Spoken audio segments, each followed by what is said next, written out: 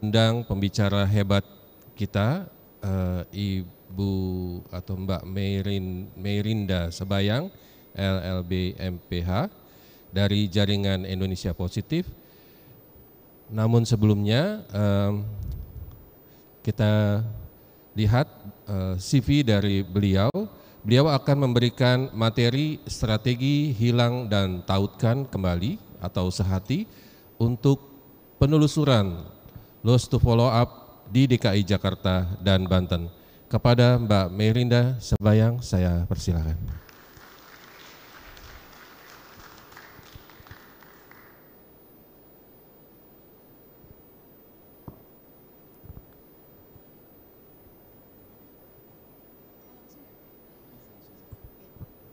Terima kasih Prof. Agung sudah memperkenalkan diri. Selamat pagi Bapak Ibu. Sudah jalan-jalan kemana di Bali? Baik, saya akan mencoba memaparkan mengenai implementasi yang kami lakukan dengan dukungan EPIC USAID terkait program strategi hilang dan tautkan kembali atau sehati untuk penelusuran teman-teman orang dengan HIV yang lost to follow up di DKI Jakarta, Jawa Barat, dan Banten. Dan ini merupakan pemaparan program yang kami lakukan itu dari periode periode 1 tahun sebelumnya. Next slide. Nah, ini adalah agenda yang akan dibahas. Jadi nanti saya hanya memaparkan sedikit cascade 95 dari Kementerian Kesehatan. Kemudian juga apa sih sebenarnya sehati itu? Lalu kita juga akan bicara soal karakteristik pasien yang kita temukan atau orang dengan HIV yang kita temukan yang memang lost to follow up, yang menghentikan pengobatannya. Kemudian nanti akan ditutup dengan kesimpulan dan rencana-rencana yang memang akan kami lakukan ke depan. Next slide. Nah, kalau misalnya kita lihat cascade 95, saya ambil dari Kementerian Kesehatan, ternyata memang tantangan kita dalam pengobatan itu adalah masih banyaknya teman-teman yang sudah masuk dalam pengobatan kemudian memutuskan untuk berhenti minum obat. Nah, ini kita ngelihat itu di dalam cascade-nya Kementerian Kesehatan itu angka lost to follow up kita cukup tinggi, itu kurang lebih dari 20% orang yang sudah masuk dalam pengobatan kemudian menghentikan pengobatannya. Nah, ini merupakan tantangan ke depan karena meskipun angka enrollment cukup tinggi setiap tahunnya bagi orang yang baru tahu status masuk ke layanan kesehatan, tapi ternyata angka bocor halusnya juga banyak gitu ya. Jadi bukan bocor halus lagi gitu. Jadi setiap tahun tuh kita kadang-kadang di teman-teman komunitas itu melihat ini sudah banyak yang masuk dalam pengobatan, kok banyak juga sih yang menghentikan pengobatan. Next slide. Nah, ini adalah program Sehati. Jadi strategi ini berfokus pada pasien dan memastikan bahwa setiap pasien yang nggak akses ke layanan HIV itu mendapatkan intervensi di setiap perawatan.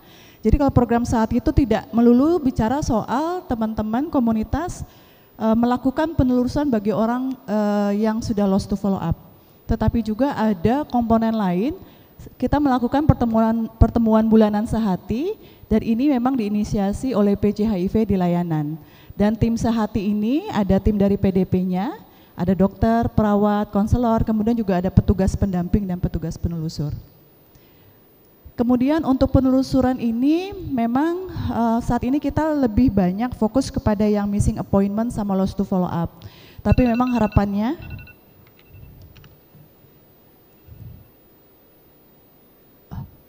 bukan handphone saya ya Pak, bukan.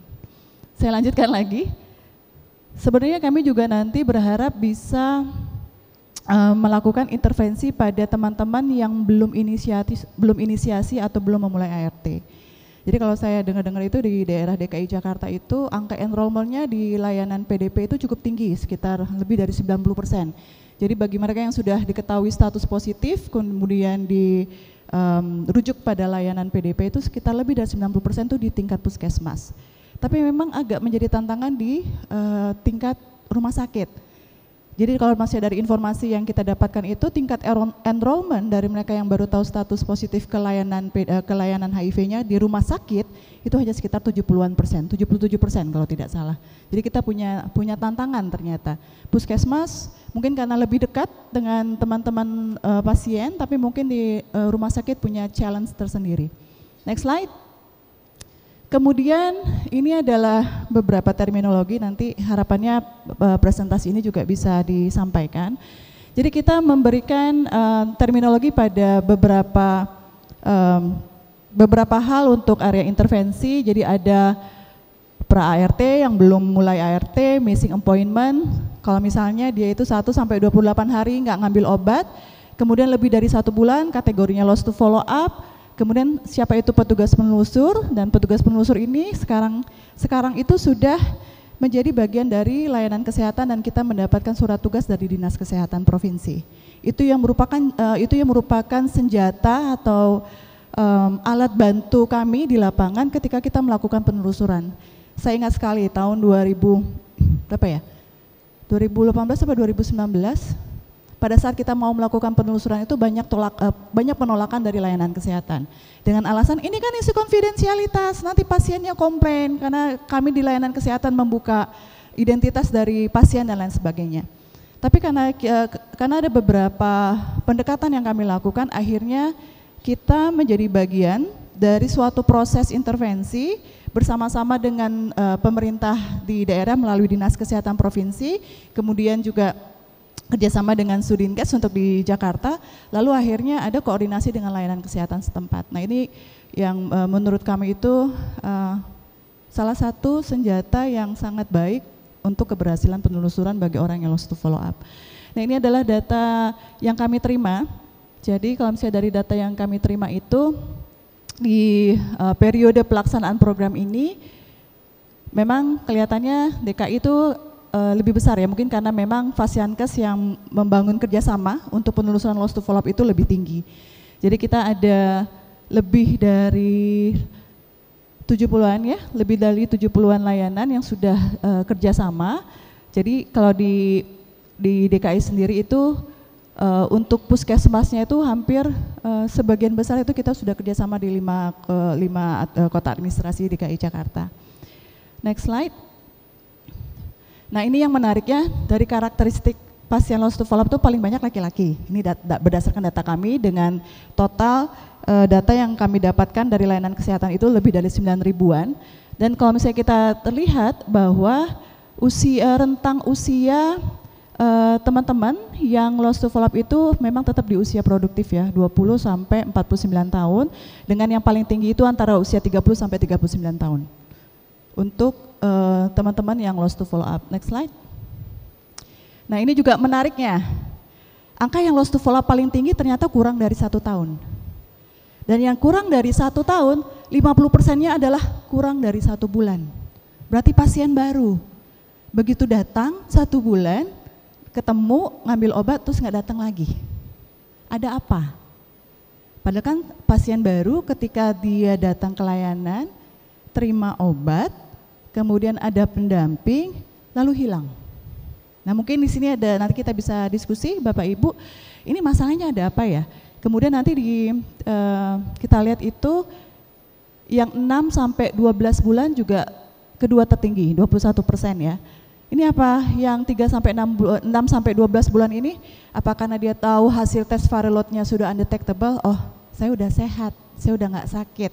Berarti saya free dari HIV misalnya. Apakah ada informasi yang harus kita improve gitu di tingkat layanan kesehatan maupun petugas-petugas komunitas yang memberikan dukungan pendampingan? Nah, ini juga menjadi challenge buat kami ke depan. Next slide. Nah ini adalah cascade hasil penelusuran kami. Jadi data ini kita terima dari layanan kesehatan.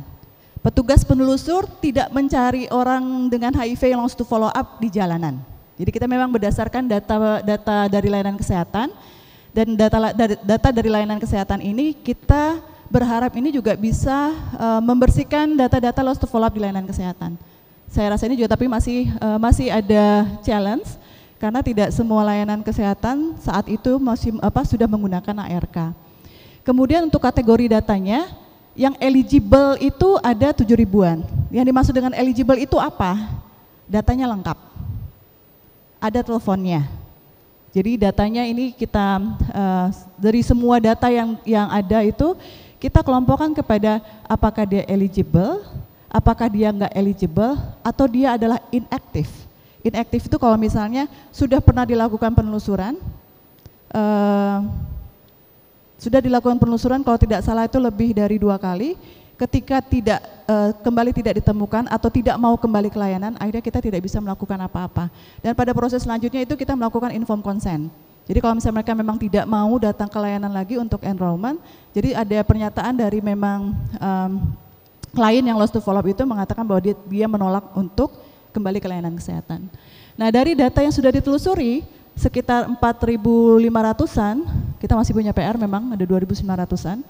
Dari 4.500-an, yang akhirnya berhasil kembali ke layanan melalui penelusuran itu 1.200-an. Jadi memang ada lagi prosesnya. Ada yang nggak berhasil bertemu, ada yang menolak, ada yang cuma janji-janji manis kembali ke layanan, tapi nggak datang juga. Lalu kemudian juga kita temukan ada pasiennya sudah meninggal dunia. Pasien sudah meninggal dunia, lalu ada juga yang sudah rujuk keluar tanpa penelusuran. Jadi ngakunya saya udah akses ke layanan yang lain, tapi nggak ngelapor ke layanan sebelumnya. Kemudian ada yang memang sudah kembali, dia sudah kembali terapi tanpa penelusuran, dan yang berdasarkan apa yang kita lakukan di lapangan itu 1.200-an. Dari 4.500 yang status penelusurannya itu sudah berhasil ditelusuri. Nah, yang menarik adalah menjadi perhatian kami ke depan adalah terkait dengan pasien meninggal. Apakah untuk selanjutnya pada kegiatan penelusuran itu kami harus menetapkan kategori, mungkin pasien yang lost to follow up kurang dari 2 tahun kali ya? Atau bagaimana dengan pasien yang lebih dari 2 tahun ketika mereka sudah tidak kembali ke layanan? Jadi ini juga hal-hal yang menjadi dasar kami untuk menentukan strategi ke depan. Next slide. Nah, ini alasan klien, klise. Dan kadang-kadang kita susah melakukan penggalian di lapangan karena fokus kita saat itu adalah memastikan teman-teman mau kembali ke layanan. Nah, ini juga ada juga challenge kita ketika kita mau masuk menggali alasan klien lost to follow up terkait karena mereka kadang-kadang ditemukan dalam keadaan menolak ya, masih belum mau. Membangun hubungan dengan klien itu tidak mudah. Ada yang tidak berhasil ditemui, ada yang menolak ditemui, kemudian kalau ketika berhasil ditemui, kita mau nanya alasannya juga harus ada suatu proses communication skill yang memang harus dimiliki oleh petugas penelusur untuk menggali masalah ini. Nah, ini adalah harapan saya juga sebenarnya di JPHIV ke depannya, mungkin kita bisa lebih menggali ya, karena kalau misalnya alasannya selalu klise, paling besar sibuk kerja. Ya, sibuk kerja itu apakah dia memang kerja dari pagi sampai malam? Apakah dia memang 7 hari dalam seminggu itu bekerja terus? Lalu kalau misalnya alasannya itu jenuh, bosan, ya bosannya kenapa? Nggak punya motivasi, atau dia sudah tidak punya lagi keyakinan untuk hidup, atau misalnya dia ini bosannya kenapa? Ini mungkin ada aspek-aspek psikososial yang harus lebih digali. Lalu jarak jauh atau biaya, ini mungkin ini juga sering kami temuin, misalnya karena biaya transportasi dari tempat saya, ini lucunya itu ada kasus, jadi dia rumahnya di Cengkareng, ngambilnya di Puskesmas Gambir misalnya. Nah, kita juga bingung, kenapa ngambilnya jauh sekali? Oh enggak, karena ada layanan metadonnya di situ. Di layanan Puskesmas saya yang terdekat enggak ada layanan metadonnya.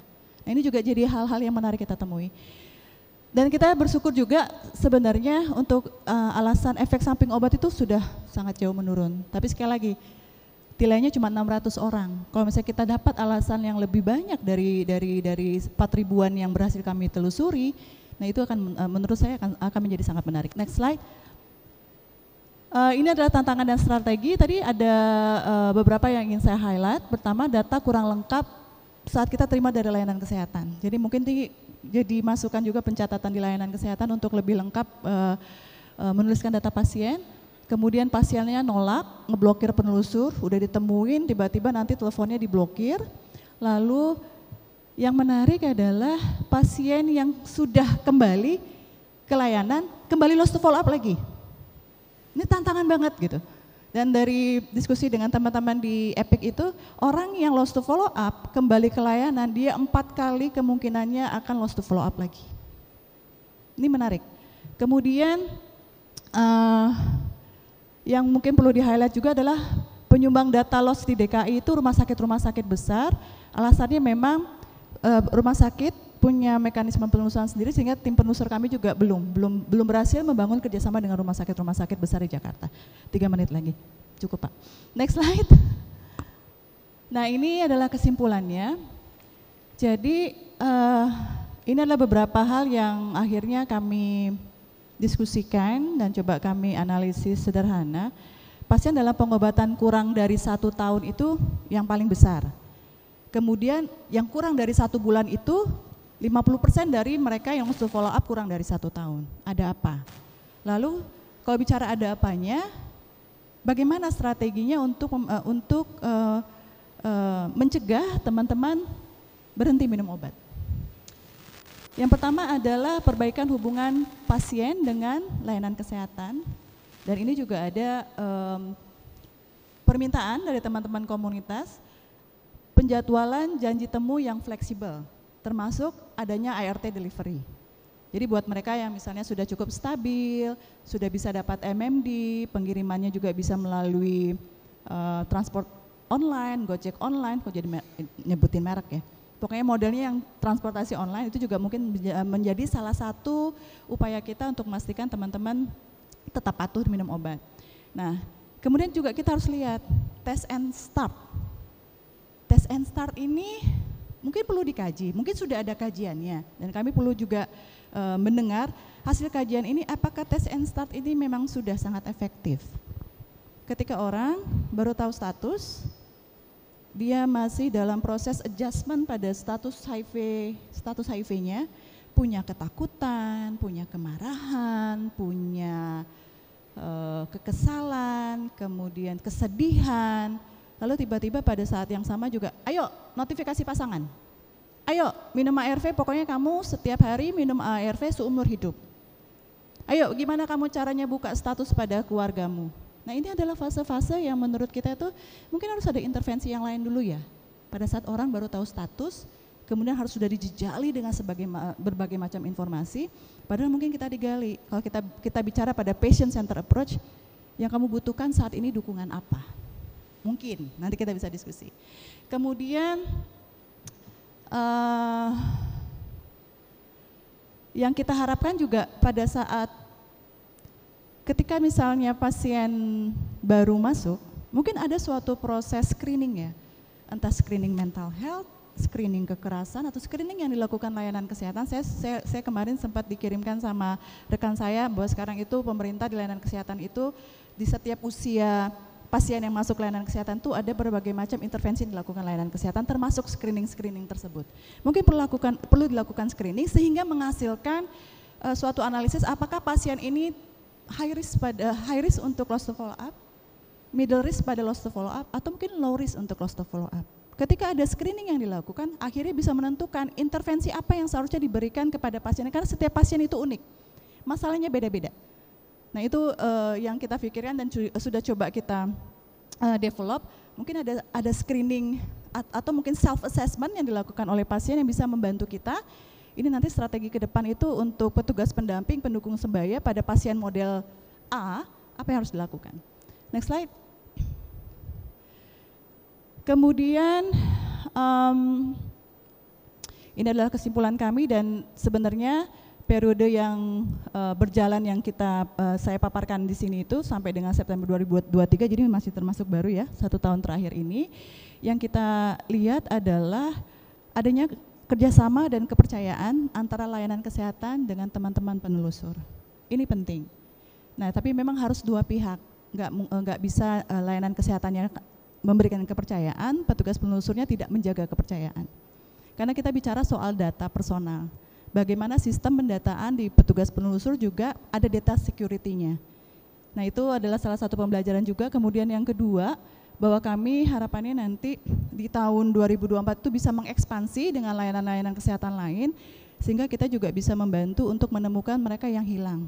Tapi sebenarnya kalau saya secara pribadi, harapan saya adalah lebih baik mencegah mereka supaya tidak hilang. Daripada kalau pada saat sudah hilang, itu sangat sulit untuk menemukannya. Belum lagi jauh, ditolak. Ada kasus penelusur kami yang akhirnya disiram sama air supaya dia supaya dia cepat pergi dari pada saat melakukan penelusuran. Ini adalah cerita-cerita yang sering kami dengarkan pada saat diskusi dengan teman-teman. Next slide. Baik, terima kasih banyak Bapak Ibu, mudah-mudahan memberikan informasi. Saya kembalikan ke Prof. Agung. Terima kasih Mbak Mei, luar biasa. Kita lihat bahwa program Sehatinya walaupun sukses tetapi melalui jalan yang penuh liku. Mbak Mei kalau mau ngelihat penyaji di bangku audiens boleh, daripada kepalanya miring-miring. Jadi saya panggil dulu ke pembicara berikutnya. Setelah semua selesai, saya panggil ke sini. Monggo, enaknya bagaimana? Siap. Iya, silakan. Ya, pembicara berikutnya tidak kalah hebatnya. Beliau adalah guru besar dari Fakultas Kedokteran Udayana. Mudah-mudahan saya tidak salah. Akan mempresentasikan materi praktik baik program kepatuhan pengobatan pada orang dengan HIV di RSUD Wangaya, Denpasar. Beliau adalah Profesor Dr. Ketut Suryana, SPD KAI. Kepada beliau kita persilakan, kita berikan sambutan yang paling meriah. Waktunya 15 menit, Prof.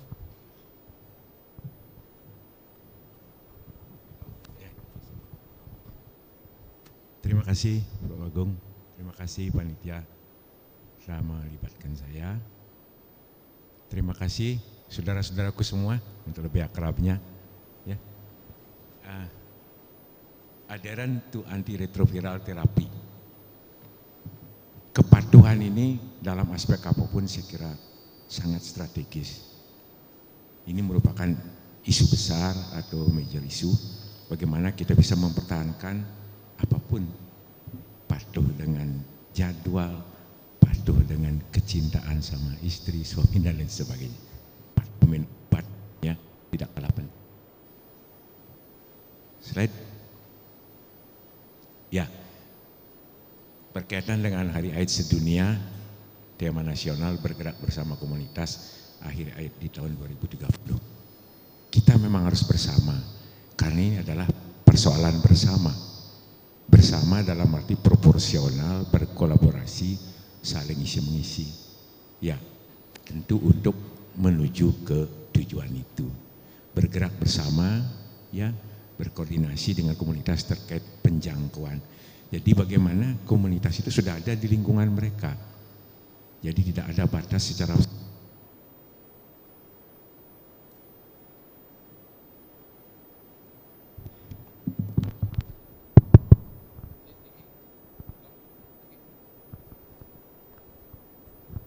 dengan demikian tidak akan ada kendala yang berarti, karena kalau kita sudah dekat masuk chemistry-nya, kita satu hati, satu suasana, tentu apapun akan diceritakan dengan baik dan apapun pesan kita cenderung mereka akan terima. Saya kira konsepnya di situ.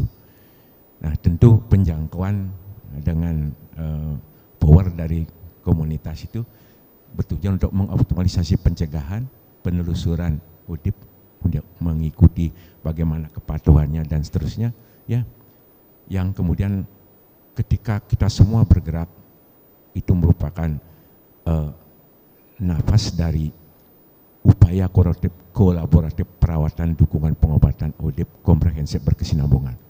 Jadi sekali lagi kita tim besar bergerak bersama-sama, apapun profesi kita, tujuan kita adalah bagaimana saudara-saudara kita yang ODIP bisa mengikuti program secara baik dengan kepatuhan yang tinggi, tentu ujung-ujungnya hasil yang optimal yang kita harapkan bersama. Slide. Ya, tentu tujuan yang mulia itu bagaimana mengakhiri epidemi ini di tahun 2030. Lewat program jalur cepat, top atau stop, ya. Jadi top, temukan, obati, pertahankan. Dengan target fast track-nya 95 yang sebelumnya 90 ya, sudah meningkat targetnya. Nah, kemudian bagaimana 95% ODIP mengetahui statusnya. 90% dari yang status sudah diketahui diberikan obat.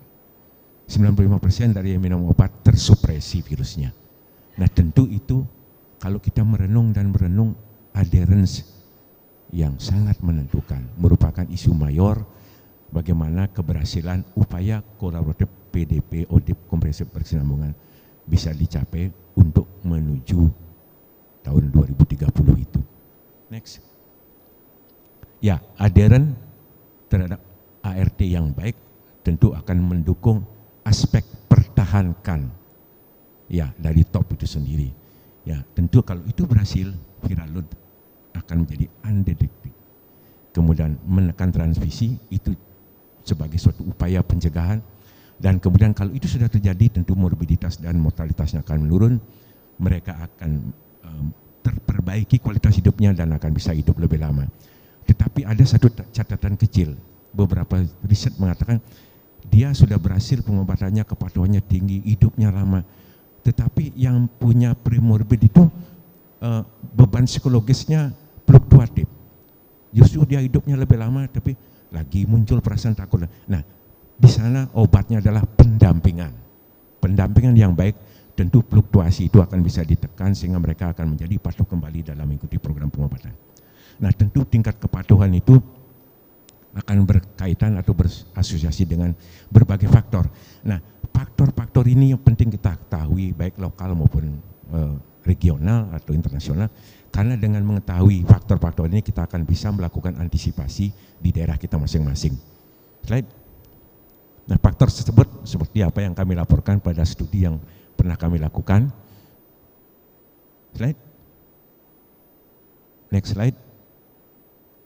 Ya, jadi penelitian itu kami lakukan oleh karena AIDS masih merupakan masalah kesehatan kita bersama. Kemudian belakangan sejalan dengan perkembangan dikaitan dengan ARP, adanya HAAT ya, HIV berubah menjadi penyakit yang bisa dikelola, bisa diobati sebagai penyakit sama dengan penyakit yang lain, kualitas hidupnya akan membaik, hidupnya akan lebih lama, tetapi sekali lagi cenderung pada beberapa kelompok muncul kecemasan, ketakutan dan sebagainya yang berkepanjangan atau beban psikososial biasanya. Nah, sekali lagi dampingan sangat menentukan dalam hal itu. Nah, dengan adherence yang baik, tentu aspek pertahankan bisa kita capai sehingga akan bisa kita dapatkan viral load undetectable, menekan transmisi, tentu berkaitan dengan pencegahan, menekan morbiditas, mortalitas, dan tentu akan mendapatkan perbaikan kualitas hidup, dan mereka akan bisa hidup lebih lama seperti layaknya orang lain yang dalam tanda petik non-ODIP. Slide. Nah, ini data yang kami dapatkan, berbagai faktor yang berpengaruh. Tentu dengan mengetahui faktor-faktor ini kita akan bisa bekerja lebih berbasis bukti. Oh, di wilayah kita yang menyebabkan mereka adheran adalah ini. Yang menyebabkan mereka kurang adheran ini. Tentu bisa kita lakukan manipulasi di bagian-bagian yang memang perlu diakselerasi sehingga semua kita harapkan memberikan dampak yang baik.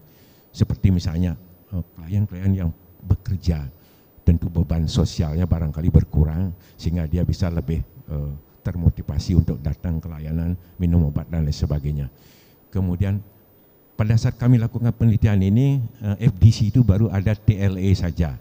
Kita tahu efavirenz itu lumayan ya efek sampingnya, tetapi dengan penjelasan yang sampai berbuih mulutnya, akhirnya mereka bisa terima bahwa apapun itu manfaatnya pasti ada dan harapan yang tidak diinginkan tentu akan muncul. Tentu itu bisa kita antisipasi, biasanya kita kasih pengobatan simptomatis sehingga mereka bisa mengikuti. Nah, kemudian hal itu jauh berkurang ketika muncul FDC yang berikutnya ya. Kemudian dukungan keluarga, tentu dukungan dari rekan-rekan kita dari NGO dan sebagainya. Ya, semuanya itu sangat berperan penting. Ya, slide. Nah, kenapa mereka tidak patuh? Itu hampir mirip dengan yang disampaikan Mbak tadi itu ya. Jadi persentasenya mungkin berbeda. Nah, itulah keunikan lokal yang perlu kita ketahui untuk kita bisa melakukan pengelolaan dengan lebih optimal. Merasa sehat. Dari klien kami yang kami teliti itu sekitar 14, sekian persen yang adherannya buruk. Ya. Kenapa adherannya buruk? Karena dia merasa sehat. Ada efek samping obat. Tadi saya bilang efavirenz itu. Sibuk. tidak tahu sibuknya ngapain, seperti Mbak tadi tanya 24 jam bekerja atau barangkali 7 hari bekerja full atau bagaimana, atau menyibukkan diri. Kemudian jauh dari rumah, ini berkaitan dengan transport. Alasan yang coba kami dapatkan, kalau jauh dari rumah kenapa tidak di puskesmas terdekat? Takut ada saudara saya yang kerja di situ. Nah kembali bagaimana kita dampingan kita baik agar kita bisa menjelaskan bahwa penyakit ini tidak berbeda dengan penyakit lain. Nah kemudian kita coba berkomunikasi dengan lingkungannya atas seizin klien tentunya, sehingga bisa mendukung, memberikan support psikologis kepada si klien kita. Nah tentu kepatuhan itu yang seperti saya sampaikan tadi merupakan isu besar ya, isu utama ya, major issue, dan terutama pada pengelolaan penyakit kronis termasuk HIV sendiri. Dengan HAT ini infeksi HIV menjadi penyakit yang terkelola, bisa terkelola, tentu menjadi penyakit kronis ya. Nah disitulah dibutuhkan dalam mengikuti perjalanan yang panjang, harus minum obat dan lain sebagainya, harus datang dan lain sebagainya, belum lagi beban psikososial, bagaimana mereka akan agar tetap patuh, ya di sanalah sekali lagi peranan kita, peranan komunitas untuk masuk ke chemistry-nya mereka, sehingga mereka tetap bisa patuh untuk minum obat, sehingga adheran akan menjadi baik, tentu viral supresi, mencegah resistennya obat, perburukan penyakit bisa, dan kemudian tentu menekan penularan ya kepada pasangan. Dan adheran yang baik itu tentu juga dipengaruhi oleh kompleksnya regimen dan drug toxicity. Nah di awal sudah kita jelaskan walaupun tidak secara terbuka, tapi kita kasih warning bahwa obat apapun itu manfaatnya besar, tapi akan ada hal-hal kecil barangkali, cuman tidak selalu. Kalau ada hal-hal kecil yang perlu you sampaikan, silakan datang, jangan di stop sendiri. Biasanya mereka kalau dapat obat, kemudian mungkin ada keluhan lain, datang ke pelayanan lain, obat ARP-nya di stop. Saya bilang ARP ini harus diminum rutin. Kalau ada keluh kesah lebih baik you datang atau kontak kita, sehingga kita bisa mengklarifikasi apa sebenarnya yang terjadi, sehingga obat ini tidak boleh di stop. Jadi kita kadang-kadang vulgar ngasih taunya, tapi dengan senyum, dengan nepuk-nepuk pundaknya, jadi masuk ke chemistry-nya, sehingga mereka tetap kita orangkan, kita jadikan saudara. Slide. Ya, studi di rumah sakit kami dengan partisipan sekitar 200-an, memang yang mempunyai kepatuhan baik sekitar 84%, dan kepatuhan yang jelek 15%. Ya, seperti yang saya sampaikan tadi, karena merasa sehat, karena sibuk dan lain sebagainya. Ya, dan faktor-faktor yang berhubungan dengan tingkat kepatuhan itu seperti tadi, status bekerja, jenis ARP tentu berkaitan dengan efek samping, dan dukungan keluarga. Slide. Ya, ini penjelasannya yang tadi, dukungan keluarga, status bekerja karena dia beban sosialnya sebagian sudah berkurang. Nah ini sama dengan yang dilaporkan oleh peneliti lain, Frah, Safira, Sulaiman, dan Talam dan sebagainya. Kemudian tipe RP berkaitan dengan efek samping. Waktu itu kami baru punya FDC, TLE saja. Sekarang sudah ada TLD dan sebagainya, beban ini sudah jauh berkurang. Ya, semua baik, tanpa membedakan, itu subjektif ya. Kemudian tipe ARP sudah, next slide. Nah, support keluarga. Ada beberapa terutama yang adherensinya baik, kemudian viral loadnya tersupresi, setiap dicek tersupresi, saya kadang-kadang tertarik komunikasi dari hati ke hati. Bagus sih hasilnya, pertahankan ya. Kekuatan saya dengan menepuk pundaknya, pertahankan ya, bagus ya gitu. Nah, terus kenapa, gimana keluarga? Semua keluarga saya tidak mempermasalahkan, semua mengingatkan, semua bisa menerima. Nah, jadi sebagian besar begitu. Jadi tidak terbatas, oh hanya boleh dikasih tahu adiknya saja. Sebagian memang ada yang begitu, tapi umumnya mereka udah kasih tahu aja, enggak apa-apa, biar dia mengerti sehingga dia bisa menerima, dan saya di rumah harusnya seperti apa dan seterusnya. Termasuk mengingatkan minum obat. Ya, jadi dukungan keluarga sekali lagi memang penting ya. Jadi seperti yang dilakukan juga oleh Yosef, ya Tiraj, dan di sisi lain umur, jenis kelamin, edukasi, jarak. Nah, sebagian mengatakan tidak ada hubungannya ya, seperti yang dilakukan oleh Mia Ben ya. Slide. Nah, kesimpulan dari penelitian kami tadi itu bahwa mayoritas klien itu mempunyai adheran yang baik ya, di atas 84%, tentu adherannya yang baik itu dipengaruhi oleh status pekerjaan, jenis ARP, support keluarga, dan kenapa dia menjadi tidak patuh karena merasa sehat, efek samping obat, sibuk, dan tempatnya jauh dari layanan. Jadi masalah transport. Nah sekarang transport untuk beberapa klien bisa kita dukung sehingga mudah-mudahan pada survei berikutnya ini sudah berkurang lagi kontribusinya. Slide. Ya, sebelum pandemi lancar semua. Begitu pandemi mulai agak sedikit klepek-klepek ya. Saya berpikir ada apa nanti ini? Coba kita lihat kenapa ya. Jadi ternyata pandemi itu tampak berpotensi mengganggu tingkat adherence ARP dari klien dan berasosiasi dengan berbagai faktor tentunya. Slide. Nah, studi kami yaitu faktor associated with antiretroviral therapy adherence among patient living with during COVID. Jadi selama COVID, ya. Slide. Ya. Pandemi menimbulkan ketakutan, ya, menimbulkan kecemasan pada populasi rentan termasuk saudara-saudara kita ODIP, ya. Nah, kemudian ada jaga jarak. Datang ke rumah sakit nanti sudah sakit ini kena COVID lagi. Nah, itu. Tapi di sisi lain ada informasi yang bagus, ya, bahwa obat HIV pun bisa menekan perkembangan COVID. Nah, sebagian memegang itu sehingga mereka berusaha datang. Slide. Ya, sama dengan seperti tadi ya, sudah status pekerjaan, jenis ARP, dukungan keluarga, kemudian kecemasan yang ringan tentu akan memberikan adherence yang bagus. Kemudian persepsi physical distance juga berpengaruh terhadap kepatuhannya. Nah, kemudian isu bahwa informasi bahwa obat ARV juga bisa membantu mengendalikan COVID itu akan membantu mereka untuk datang berusaha. Slide. Ya, ini yang saya sampaikan tadi, bagaimana interaksi dari berbagai faktor tersebut. Slide. Nah, studi di tempat kami, dari 324 partisipan, 81% dengan adherence baik dan 18% dengan adherence yang jelek. Nah, dibandingkan dengan sebelum COVID memang ada penurunan. Jadi, tapi begitu terlihat ada penurunan, kita masuk lagi, kita ngegas lagi untuk mendampingi mereka. Ya, kalau perlu pundaknya kanan kiri ditepuk, ya, kita jelaskan, tidak usah takut.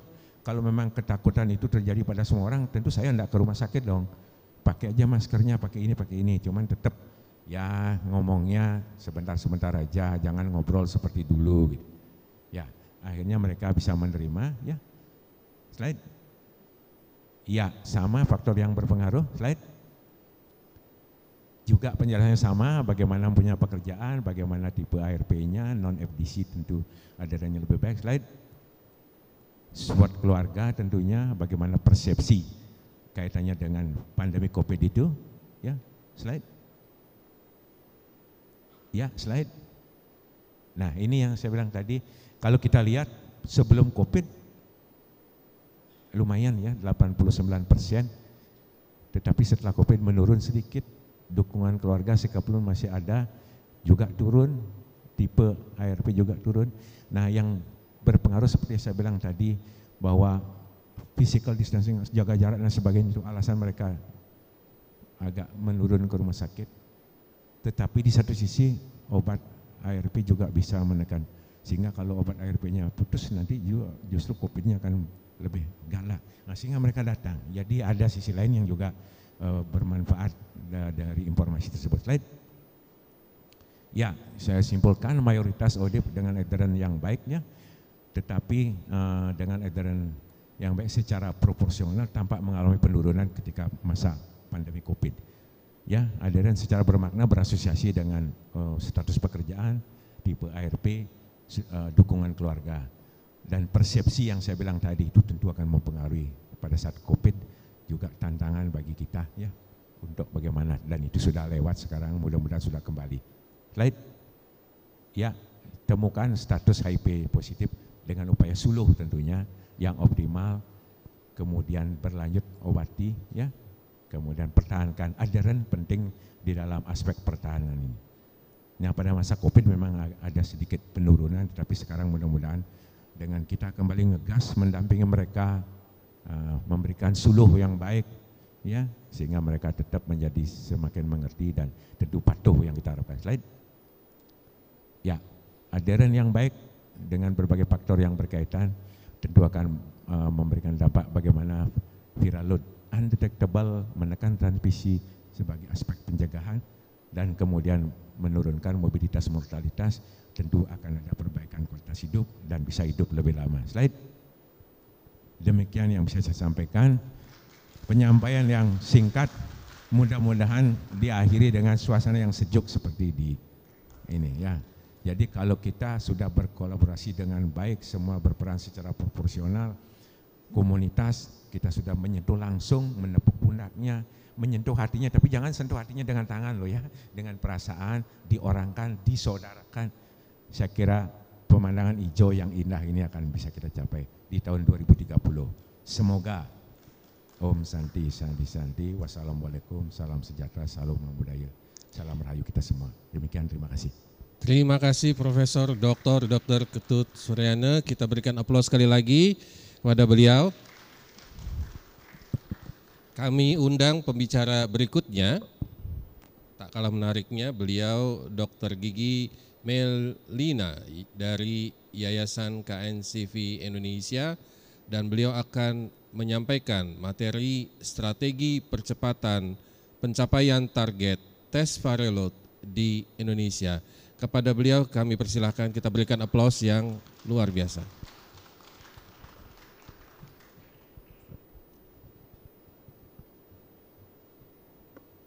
Ya, selamat pagi Bapak Ibu semua. Assalamualaikum warahmatullahi wabarakatuh. Salam sejahtera untuk kita semuanya. Ya, terima kasih kepada Kementerian Kesehatan dan juga panitia Pernas JPHIV yang telah memberikan kesempatan kepada kami Yayasan KNCV Indonesia untuk menyampaikan hasil implementasi pemeriksaan viral load HIV di Indonesia sejak tahun 2022 sampai dengan tahun 2023. Next slide. Ya, Bapak Ibu, YKI dipilih sebagai TA atau Technical Assistant untuk memberikan perbantuan teknis untuk implementasi viral load HIV pada bulan Mei 2022 sampai dengan bulan Desember 2023.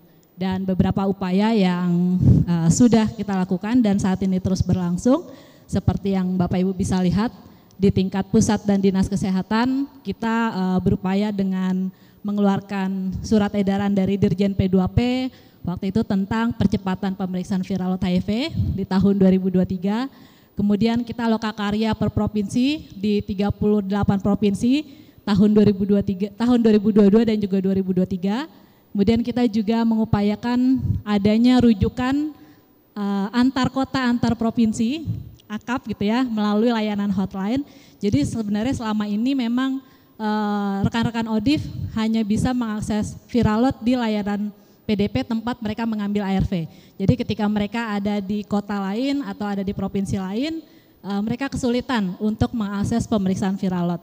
Dengan adanya layanan hotline ini, kita mencoba berupaya agar teman-teman ODIF yang mungkin sedang bekerja atau sedang di luar kota atau di luar provinsi lain bisa tetap mengakses pemeriksaan viral load saat mereka sudah waktunya diperiksa viral load.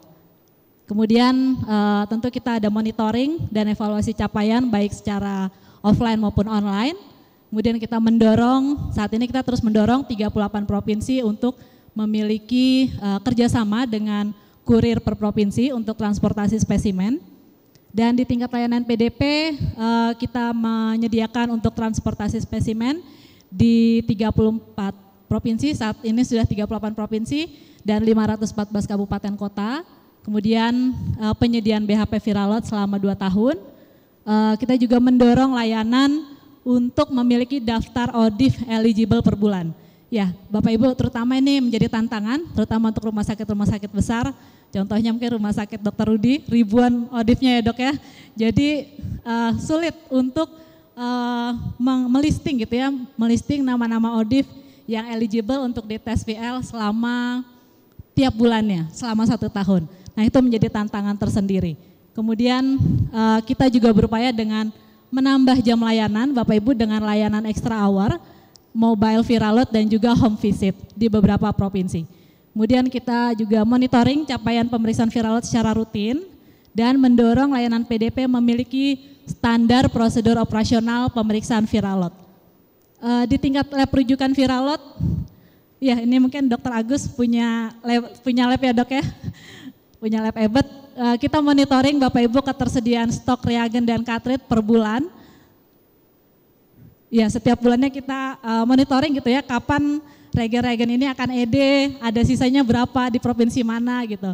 Kemudian kalau misalnya nanti ada kelebihan atau kekurangan, antar provinsi kita mendukung dengan relokasi spesimen atau relokasi reagen dan cartridge. Kemudian kita juga monitoring kondisi mesin pemeriksaan, baik mesin high throughput maupun mesin low throughput seperti GenExpert.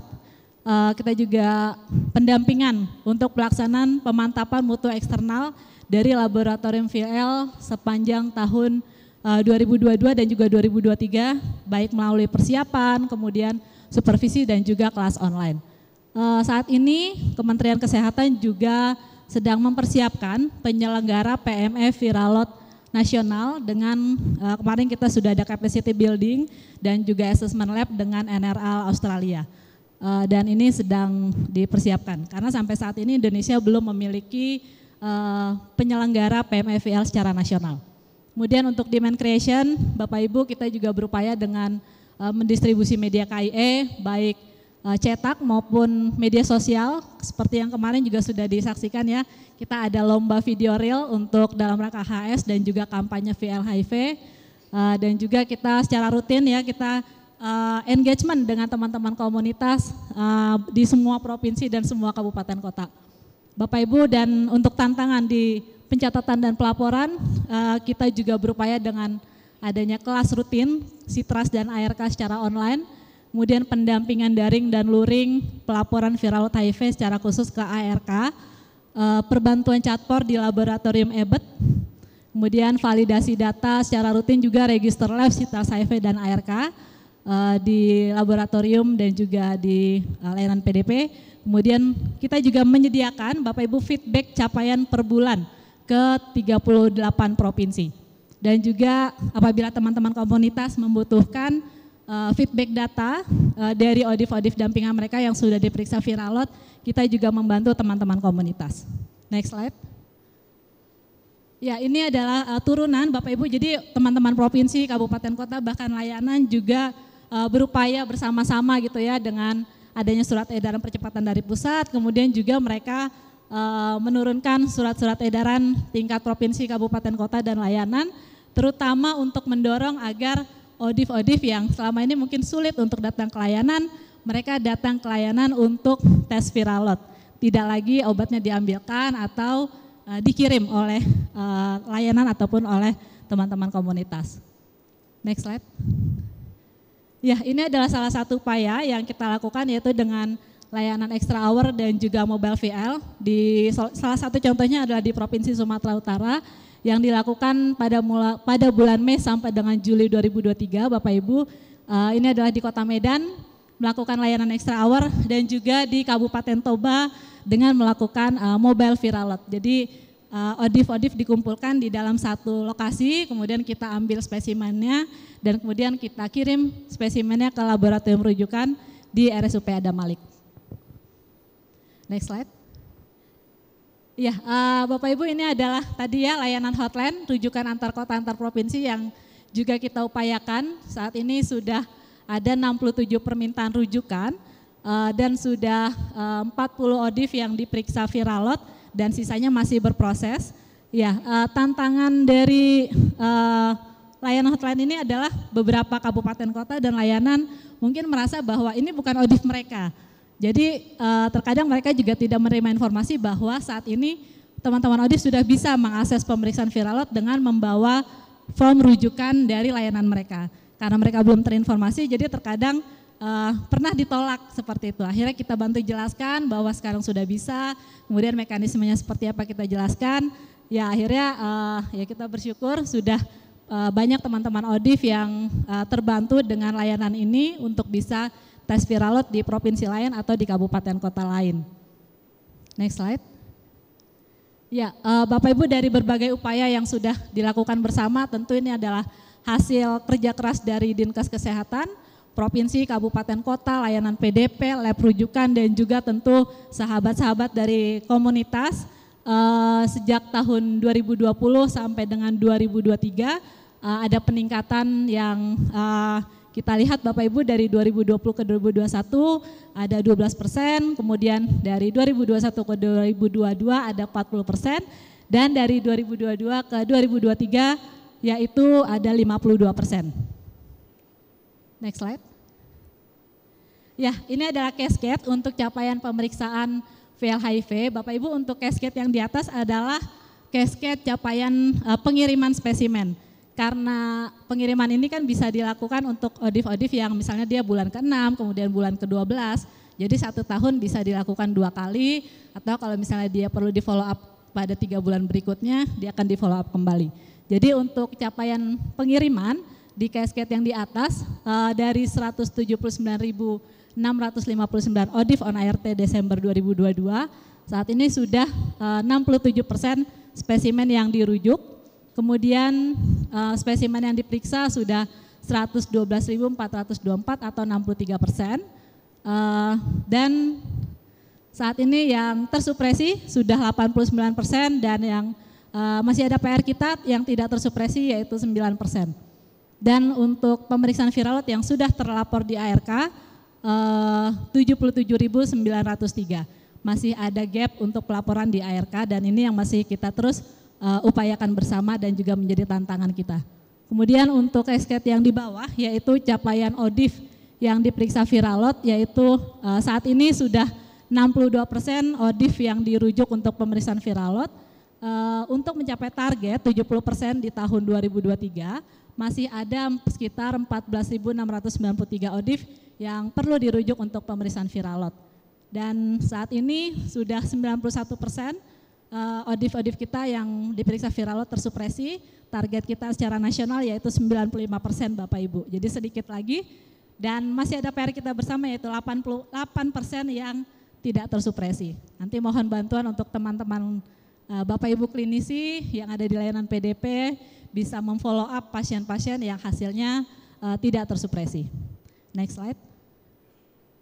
Ya, ini adalah tren pengiriman spesimen. Kalau kita lihat per bulan di tahun 2023 memang cukup fluktuatif Bapak Ibu, dan terjadi peningkatan ketika kita ada surat edaran percepatan, kemudian extra hour, mobile VL, kampanye yang cukup masif terjadi dimulai di bulan Mei. Itu kita ada peningkatan sampai dengan puncaknya memang di bulan Agustus. Memang terjadi penurunan di September karena reagen EBET sudah habis waktu itu, dan juga katrit TCM hanya tersedia di beberapa provinsi Bapak Ibu. Dan saat ini kita bersyukur untuk reagen EBET tahap 1 sudah, tahap 2 sudah tiba di minggu ini, dan kita masih menantikan yang katrit TCM. Next slide. Ya, ini kalau lihat capaian per provinsi Bapak Ibu sampai dengan 24 November ya sudah ada, ya untuk secara nasional tadi 62%, kemudian ada 4 provinsi yang sudah di atas 70% Bapak Ibu, yaitu Maluku Utara, Kepulauan Riau, Sulawesi Barat, dan Kepulauan Bangka Belitung. Untuk Provinsi Bali tuan rumah sudah ada di 67%, sedikit lagi mencapai 70%, Prof Ketut, titip. Kemudian ya masih ada beberapa provinsi yang saya kotak merah, yang masih di bawah 50% menjadi PR kita bersama, terutama di Provinsi Papua Pegunungan yang masih rendah yaitu 18% Bapak Ibu. Dan ini merupakan provinsi-provinsi baru. Next slide. Ini untuk turnaround time atau TAT pemeriksaan viral load HIV di berbagai jenis lab rujukan viral load di Indonesia. Jadi saat ini kita sudah ada 4 jenis mesin yang digunakan, ada TCM, Bionir, EBET, dan juga ROS. Untuk semua jenis mesin rata-rata TAT yaitu 7 hari. Kemudian yang sudah di bawah 5 hari adalah TAT dengan menggunakan mesin Gene Expert atau TCM. Kemudian untuk EBET masih rata-rata masih di 10 hari. Kemudian Bionir 9 hari dan ROS 10 hari. Next slide. Ya, kita masih punya PR Bapak Ibu, yaitu masih ada gap data antara pencatatan di Sitras dengan pelaporan di ARK, dan terbanyak memang ada di provinsi-provinsi besar seperti Jawa Timur, Jawa Barat, Jawa Tengah, Bali, Sumatera Utara, DKI Jakarta, Kepri, dan juga Banten. Next slide. Ya, ini tantangan yang kami coba simpulkan, yang memang kita temui selama 2 tahun ini Bapak Ibu. Jadi yang pertama kita lihat dari sisi ODIF, teman-teman ODIF, ya jadi tadi PR kita masih ada sekitar 14.000 ODIF yang perlu diperiksa Viralot di tahun 2023 ini. Kemudian ya ini kendala kita adalah ODIF rata-rata mengambil ARV-nya jauh dari tempat dia domisili. Mungkin karena masih ada stigma dan diskriminasi, sehingga ketika waktunya tes VL ini malah jadi kesulitan.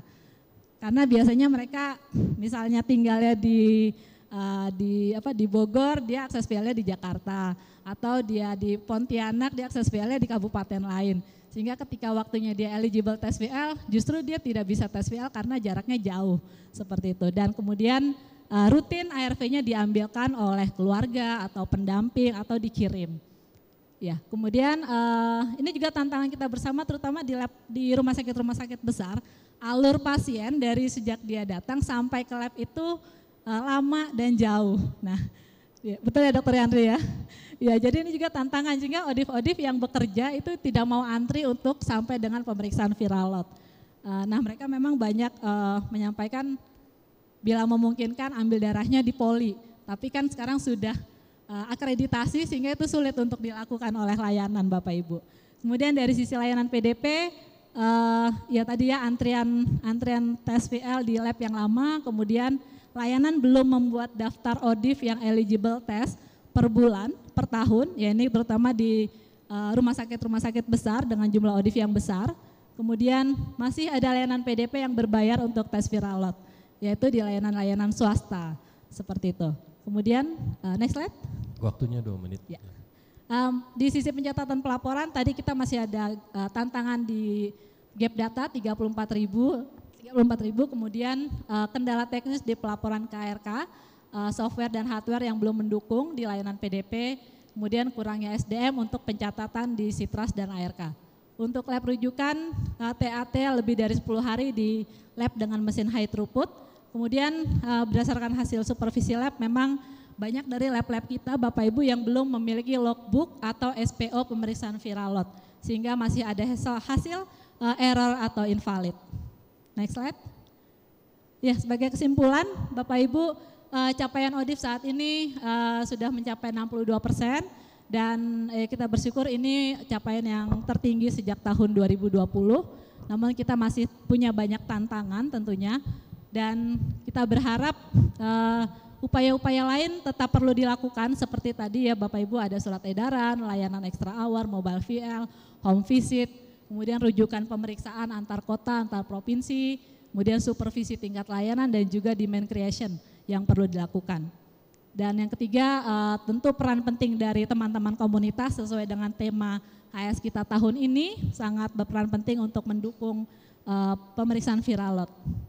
Dan juga terakhir adalah kampanye pemeriksaan Viralot yang juga harusnya terus dilakukan baik melalui media sosial maupun media cetak. Next slide. Ya, ini adalah beberapa rekomendasi Bapak Ibu untuk tingkat layanan PDP. Kita berharap terus mendorong layanan PDP memiliki daftar ODIF eligible per bulan, kemudian melanjutkan upaya-upaya lain tadi yang sudah kita lakukan bersama, kemudian demand creation dan juga kolaborasi bersama komunitas. Untuk laboratorium, lab rujukan memerlukan perbantuan SDM, terutama di lab-lab besar seperti lab-lab EBET, kemudian perluasan pemeriksaan Viralot dengan menggunakan mesin Gen Expert, karena kita lihat tadi TAT-nya sudah di bawah 5 hari. Kemudian untuk sistem monitoring ketersediaan stok reagen dan cartridge di semua laboratorium di Indonesia. Kemudian untuk pencatatan pelaporan, kita terus mendorong bahwa akan ada terus kelas rutin Sitras dan ARK secara online, kemudian pendampingan daring maupun luring, dan juga perbantuan chatpor. Next slide. Ya, mungkin ini Bapak Ibu sedikit usulan apabila Bapak Ibu ingin meneliti lebih lanjut. Tadi kita masih ada PR 8%, itu tidak sedikit, 8 ribuan ODIF kita hasilnya masih tidak tersupresi, perlu penelitian lebih lanjut mengapa masih tidak tersupresi hasil dari tes viral load-nya. Kemudian dari sisi psikososial mungkin mengapa penyebab ODIF on RT tidak mau diperiksa VL walaupun sudah tersedia gratis di layanan. Ini juga menjadi tantangan kita bersama. Mungkin bisa terjawab ketika ada penelitian lebih lanjut. Next slide, mungkin ini yang terakhir, izinkan saya memutarkan video dokumenter sebagai terima kasih kami kepada Dinas Kesehatan Provinsi, Kabupaten Kota, layanan dan juga teman-teman komunitas. Boleh diputar? Ya. 1 menit aja, Dok.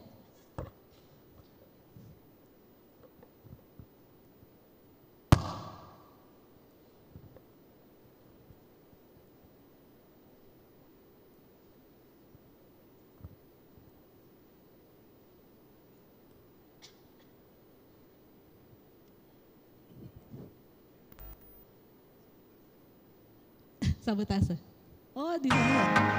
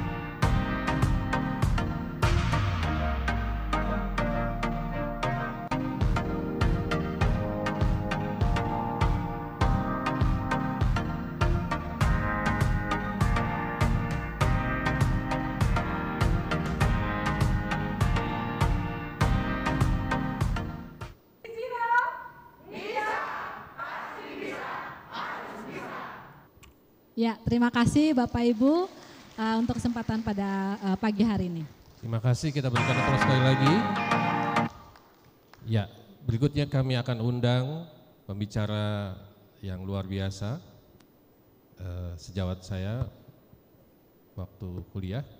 Beliau akan menyampaikan topik update terkini penelitian kesehatan mental dan keberhasilan pengobatan di Indonesia. Kita sambut Ibu Evi Sukmaningrum PhD.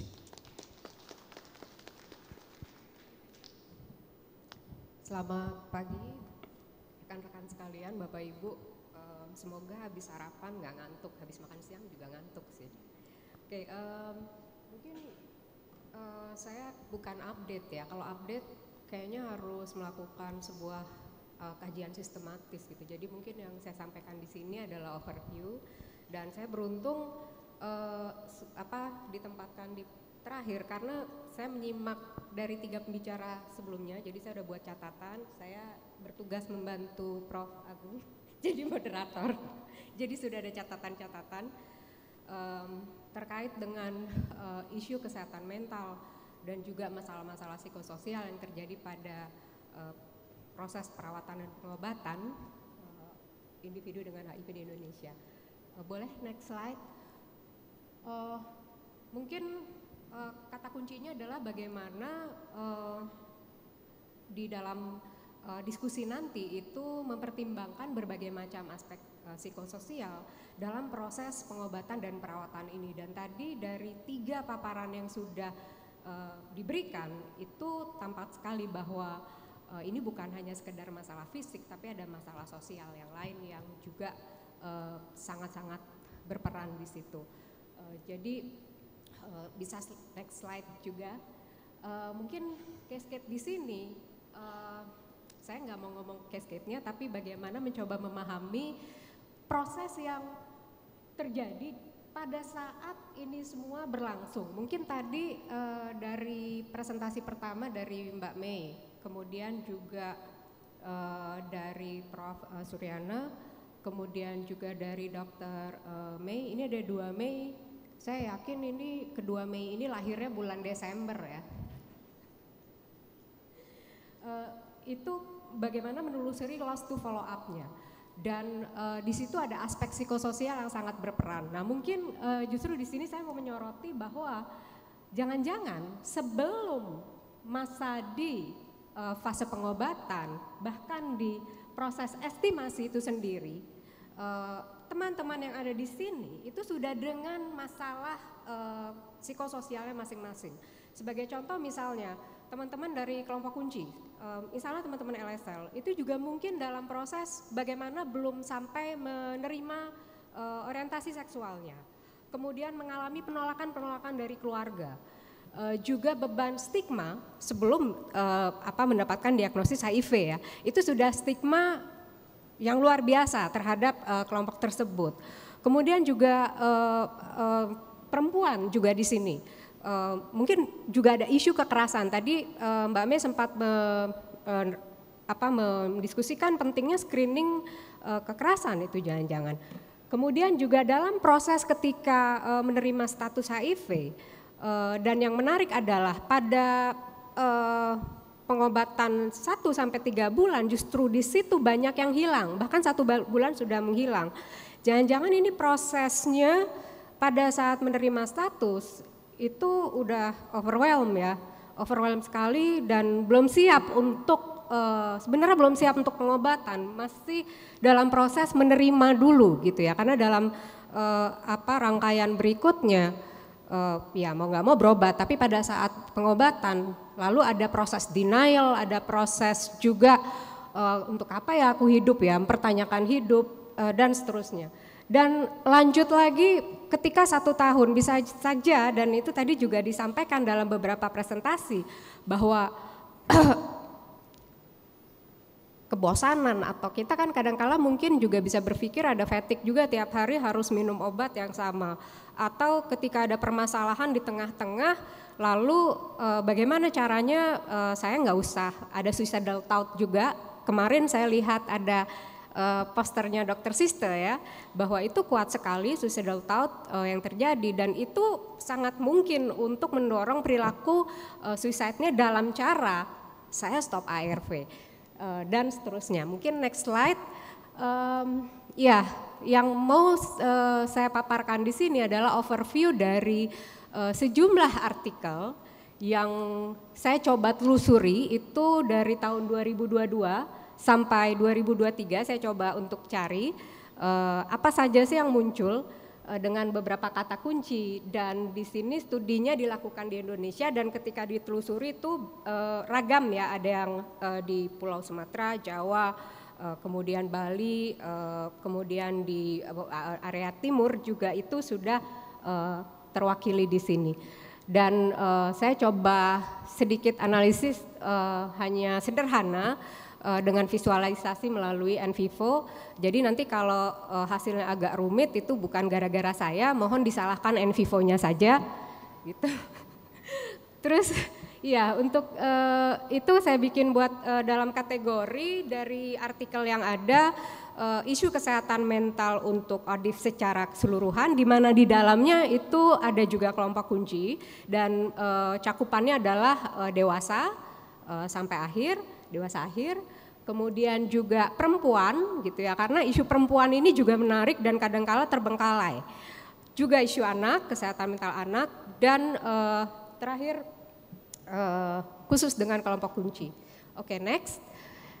Nah, kalau kita bicara yang paling banyak muncul itu ketika artikel itu pop up gitu ya, dan kemudian dari hasil diskusi itu pasti itu muncul satu kata stigma gitu. Ini udah berapa dekade berlanjut gitu, dan kita selalu bicara stigma, tapi ini klasik, tapi ini terjadi terus, dan memang itu yang dialami, dihayati oleh teman-teman ODIF gitu. Jadi mulai dari perasaan terstigma, dan ini sebenarnya yang paling kuat sekali, dan ini sangat bisa dipahami mengingat mereka dalam situasi yang mendapatkan judgement dari lingkungan, dari penolakan dari keluarga, dan itu yang paling berat juga. dari komunitas, sehingga ini selalu ada antisipasi stigma. Takut ke layanan, nanti kalau diginiin gimana. Kalau kita tadi dengar paparan dari KNCV, betapa upaya yang sudah dilakukan oleh tim layanan PDP untuk gimana caranya menjangkau. Kita kasih kok tes VL gratis, kita kasih kok semua, pokoknya buat mereka gratis. Tapi kan tidak sedemikian mudah itu ternyata gitu. Ada antisipasi stigma juga. Gimana kalau nanti ternyata ketahuan, aduh kalau yang di sini layanannya jangan-jangan jutek gitu. Satu kesalahan sedikit saja, ya misalnya yang dilakukan oleh layanan itu bisa mengubah banyak hal. Oh saya nggak mau lagi deh datang ke situ, kemarin soalnya dokternya giniin, saya nggak mau deh datang lagi ke situ dan seterusnya. Oke, next. Jadi stigma ini menjadi kata kunci dan ini yang kuat sekali muncul. Nah ini untuk Odif singkat saja. Sebenarnya ketika saya coba untuk membaca dari berbagai macam artikel yang muncul di sebelumnya, ini sama. Ini masalah ini muncul juga sama. Dan dalam pesta JP/HIV ini mungkin teman-teman komunitas yang ada di sini, juga Bapak Ibu peneliti sekalian, yang saya yakin itu di lapangan pasti punya data yang kaya sekali, gitu ya, yang mungkin belum terdokumentasikan di publikasi gitu ya. Saya yakin pas di lapangan petugas penjangkauan pada saat bertanya menemukan banyak hal gitu, tapi belum ada semua di sini. Apa saja yang terjadi gitu. Dan tentu ya penerimaan status tadi yang sudah disampaikan, juga ketakutan untuk disclose. Ketika disclose, pertama disclose status HIV, akhirnya harus disclose ke belakang.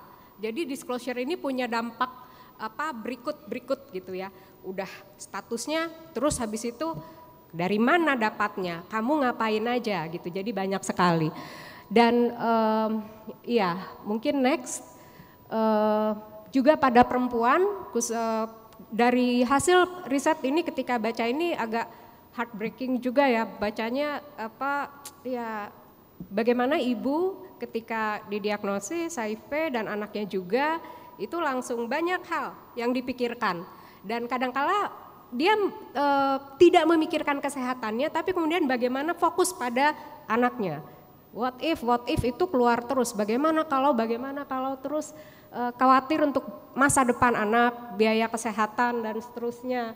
Belum lagi penerimaan diri terhadap status itu juga berat, dan mereka juga mengalami kekerasan dalam rumah tangga, ya, oleh suami, tapi juga oleh keluarga, disingkirkan. Dan di sini juga ditemukan ada yang namanya sindrom HIV trauma syndemic. Jadi karena kekerasan itu yang terjadi berulang-ulang, bahkan sampai mengganggu kesehatan berikutnya. Yang di sini ada beberapa partisipan yang bahkan sampai mengalami kelumpuhan akibat kekerasan yang terjadi terus-menerus, tapi kelumpuhan itu adalah kelumpuhan psikologis yang terjadi.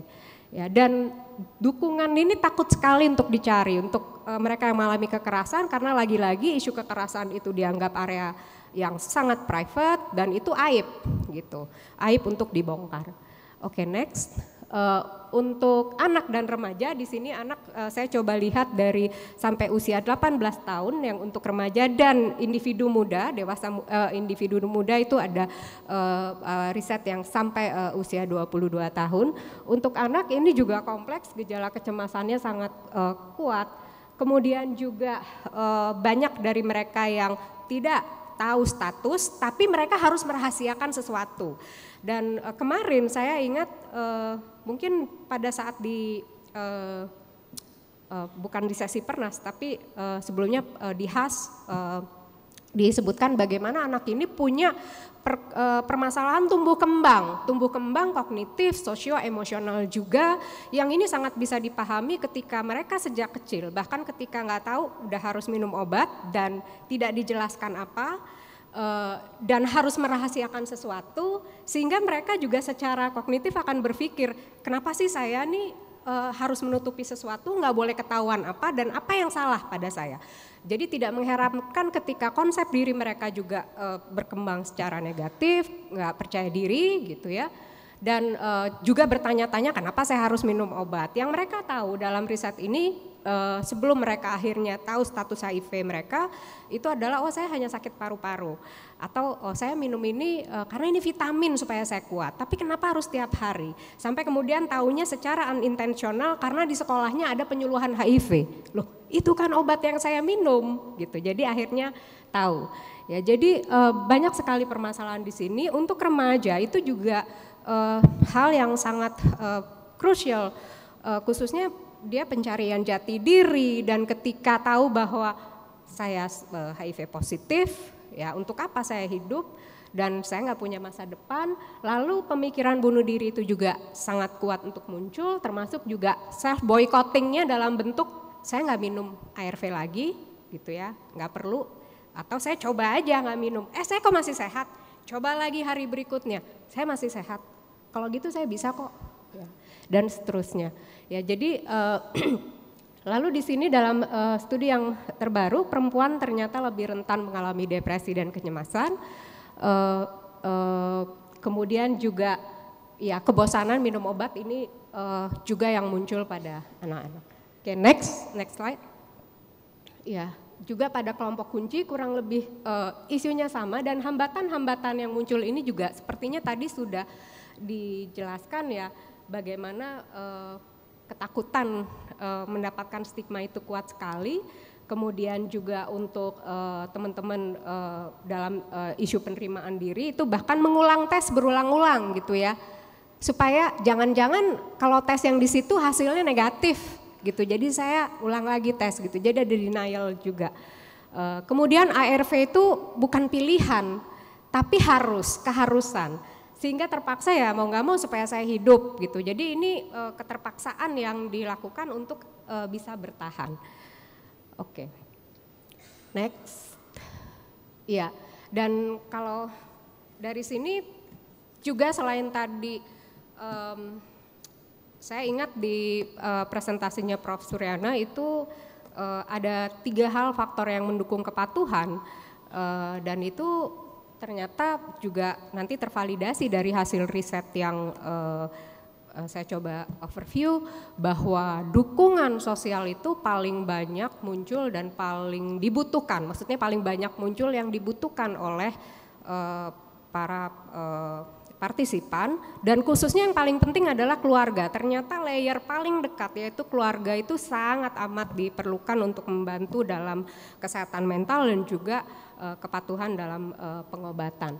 Dan di sini yang saya coba tawarkan ini kayaknya gambarnya agak 95-95-nya kurang kelihatan, tapi saya mencoba untuk bagaimana mungkin kita bisa mengintegrasikan aspek kesehatan mental ini juga dari aspek continuum of HIV care-nya.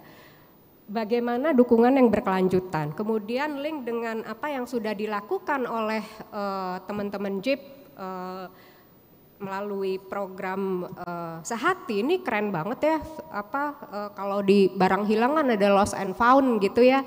Jadi kayaknya JIP juga mengadopsi bagaimana lost and link gitu ya untuk melakukannya, dan ternyata berjalan dengan sangat baik sekali. Jadi bagaimana dukungan ini juga muncul dari lapisan yang paling kuat, karena saya yakin teman-teman di sini juga punya modal sosial. Dari kelompok LSL pasti punya modal sosial yang kuat, kemudian juga dari perempuan gitu ya, mungkin ada kelompok IP juga yang pasti punya modal sosial yang kuat, dan juga ini berkelanjutan terus mulai dari awal sampai akhir. Oke. Dengan ini tadi ya, basisnya adalah client center. Jadi kadang-kala kita kan kalau ngasih bantuan berdasarkan tanpa kita sadari provider center. Pokoknya kita kasih deh, kita kasih. Ternyata itu bukan itu yang justru mereka inginkan gitu. Jadi mungkin bisa juga mencoba memahami dari pasiennya, dari kliennya sebenarnya apa sih yang diperlukan. Kemudian next, ya juga tadi ya screening awal kesehatan mental jangan-jangan juga perlu ya sebelum mereka juga masuk ke treatment. Jadi kalau tadi Mbak Mei mengomentari tentang test and treat gitu, jadinya terus saya punya insight kita tambahin juga test, ready, and treat gitu ya. Jadi ada readiness juga dari klien untuk pengobatan. Tentu ini proses untuk dari tes sampai treat itu suluhnya itu punya peran penting gitu. Jangan-jangan konselingnya perlu ditambahkan. Apa sih supaya mereka ready juga dan juga punya tanggung jawab untuk patuh gitu. Karena biar bagaimanapun itu adalah tanggung jawab personal untuk patuh. Juga pelatihan itu nggak cukup berhenti gitu, mungkin ya pelatihan konselingnya juga perlu nambah juga sehingga suluhnya ini suluh 1, suluh 2, suluh 3 dan seterusnya. Oke, next. Ya mungkin menambahkan saja beberapa aspek yang bisa dipertimbangkan bahwa remaja yang punya pengalaman positif gitu ya, biasanya mereka punya dukungan yang cukup kuat. Dan ternyata kepatuhan ARV itu juga selain dukungan, tapi dari sisi individu itu sendiri ada kesadaran diri, self awareness gitu ya, untuk teratur. Dan di sini mindfulness strategi, situ juga dianggap membantu untuk meningkatkan kepatuhan. Nah di sini ya lagi-lagi dukungan sosial untuk melihat modal sosial yang dimiliki oleh masing-masing kelompok. Next. Ya. Kemudian edukasi strategi coping itu juga penting, jadi edukasinya pada pasien bagaimana kalau mulai cemas, stres, kemudian akhirnya larinya copingnya justru nggak mau minum obat, ya. Dan juga program konseling yang penting untuk mengatasi perasaan negatif terkait HIV, termasuk juga bagaimana untuk disclosure status. Next.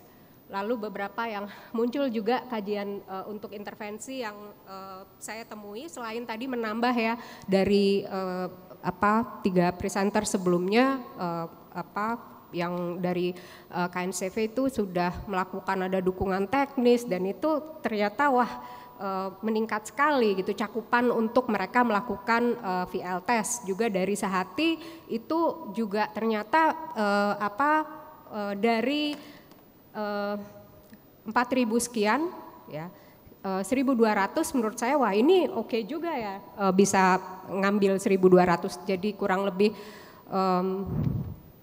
mungkin 15% ya itu ya. Kemudian 25% ya 25% ya. Lalu juga peer support itu tetap dianggap sebagai modal yang penting buat membantu dalam mental health dan juga kepatuhan pengobatan, juga counseling MI, religious coping ini juga ditemukan sangat membantu untuk mereka melawan sakit mereka dan kemudian akhirnya mau berobat terus gitu ya.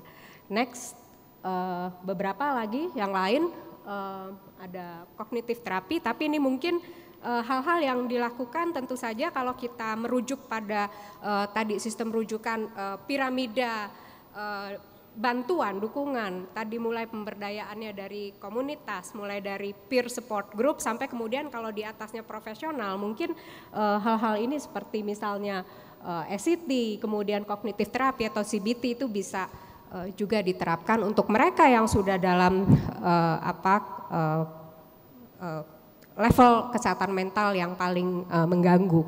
Ya. Oke, itu sepertinya next.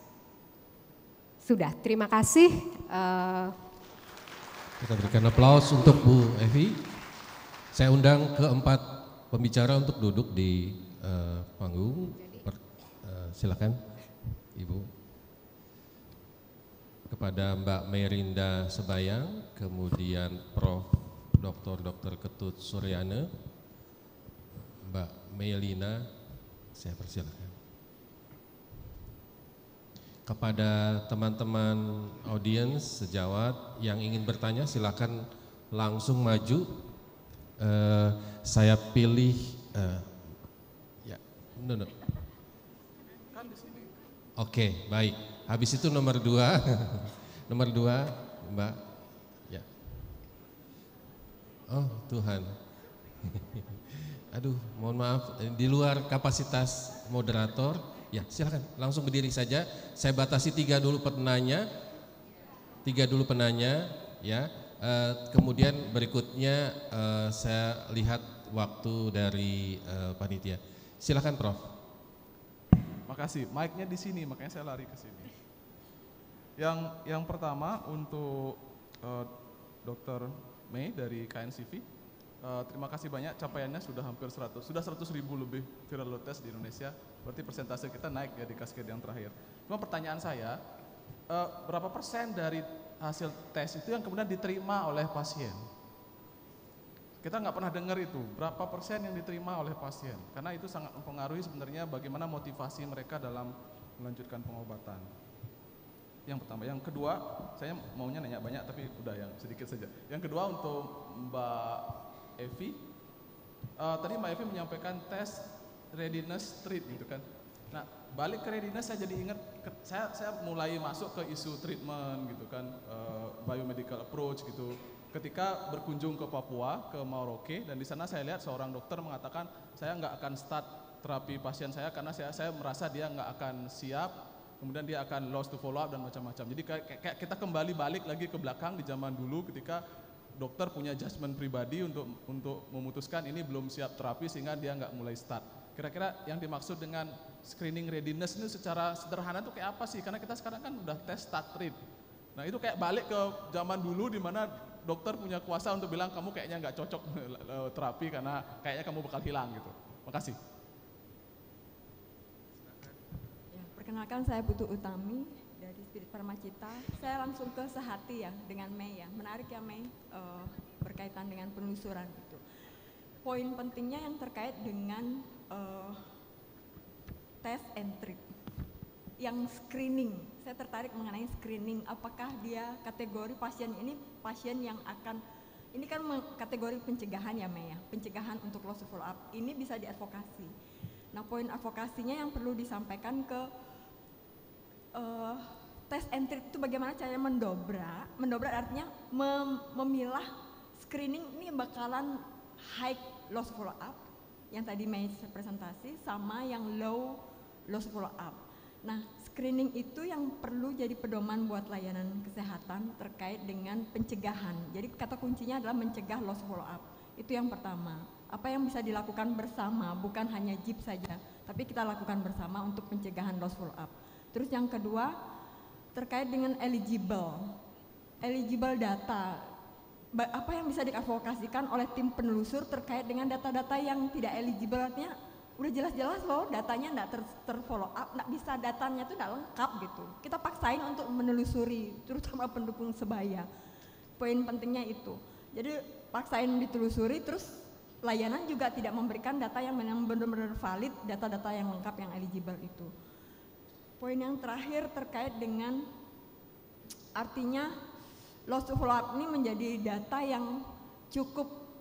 Kita berharap data 2.1 ini cukup bisa menjamin ya terkait dengan data misalnya loss follow up di satu PKM, misalnya Denbar 1 loss follow up, terus dia ngambil ARV di tempat lain. Nah itu apakah sudah nge-link? Nah ini juga menjadi catatan kita. Terus yang paling parah itu pendukung sebaya sudah menelusuri dan kembali dan tidak dicatat oleh layanan. Data loss follow up terus aja tinggi. Itu menjadi isu yang paling penting untuk ke depan. Terima kasih. Izin bertanya dan share. Saya Tariska Indri. Di sini saya mewakili opsi Bali yang bergerak di pekerja seks. Saya juga kebetulan founder plusnasional.id di Instagram.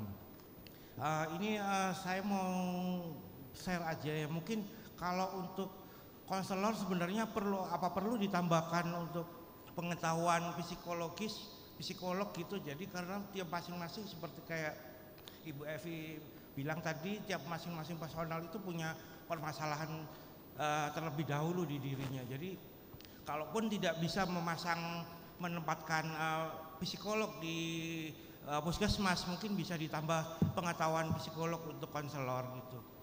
Lalu juga untuk tadi penjabaran dari kemarin dan tadi untuk pekerja seksnya hampir jarang ya, apalagi untuk warga binaan pemasyarakatan ya, itu kan juga bagian dari saudara-saudara kita yang dalam jurnal moto juga jangan ada satupun yang tertinggal.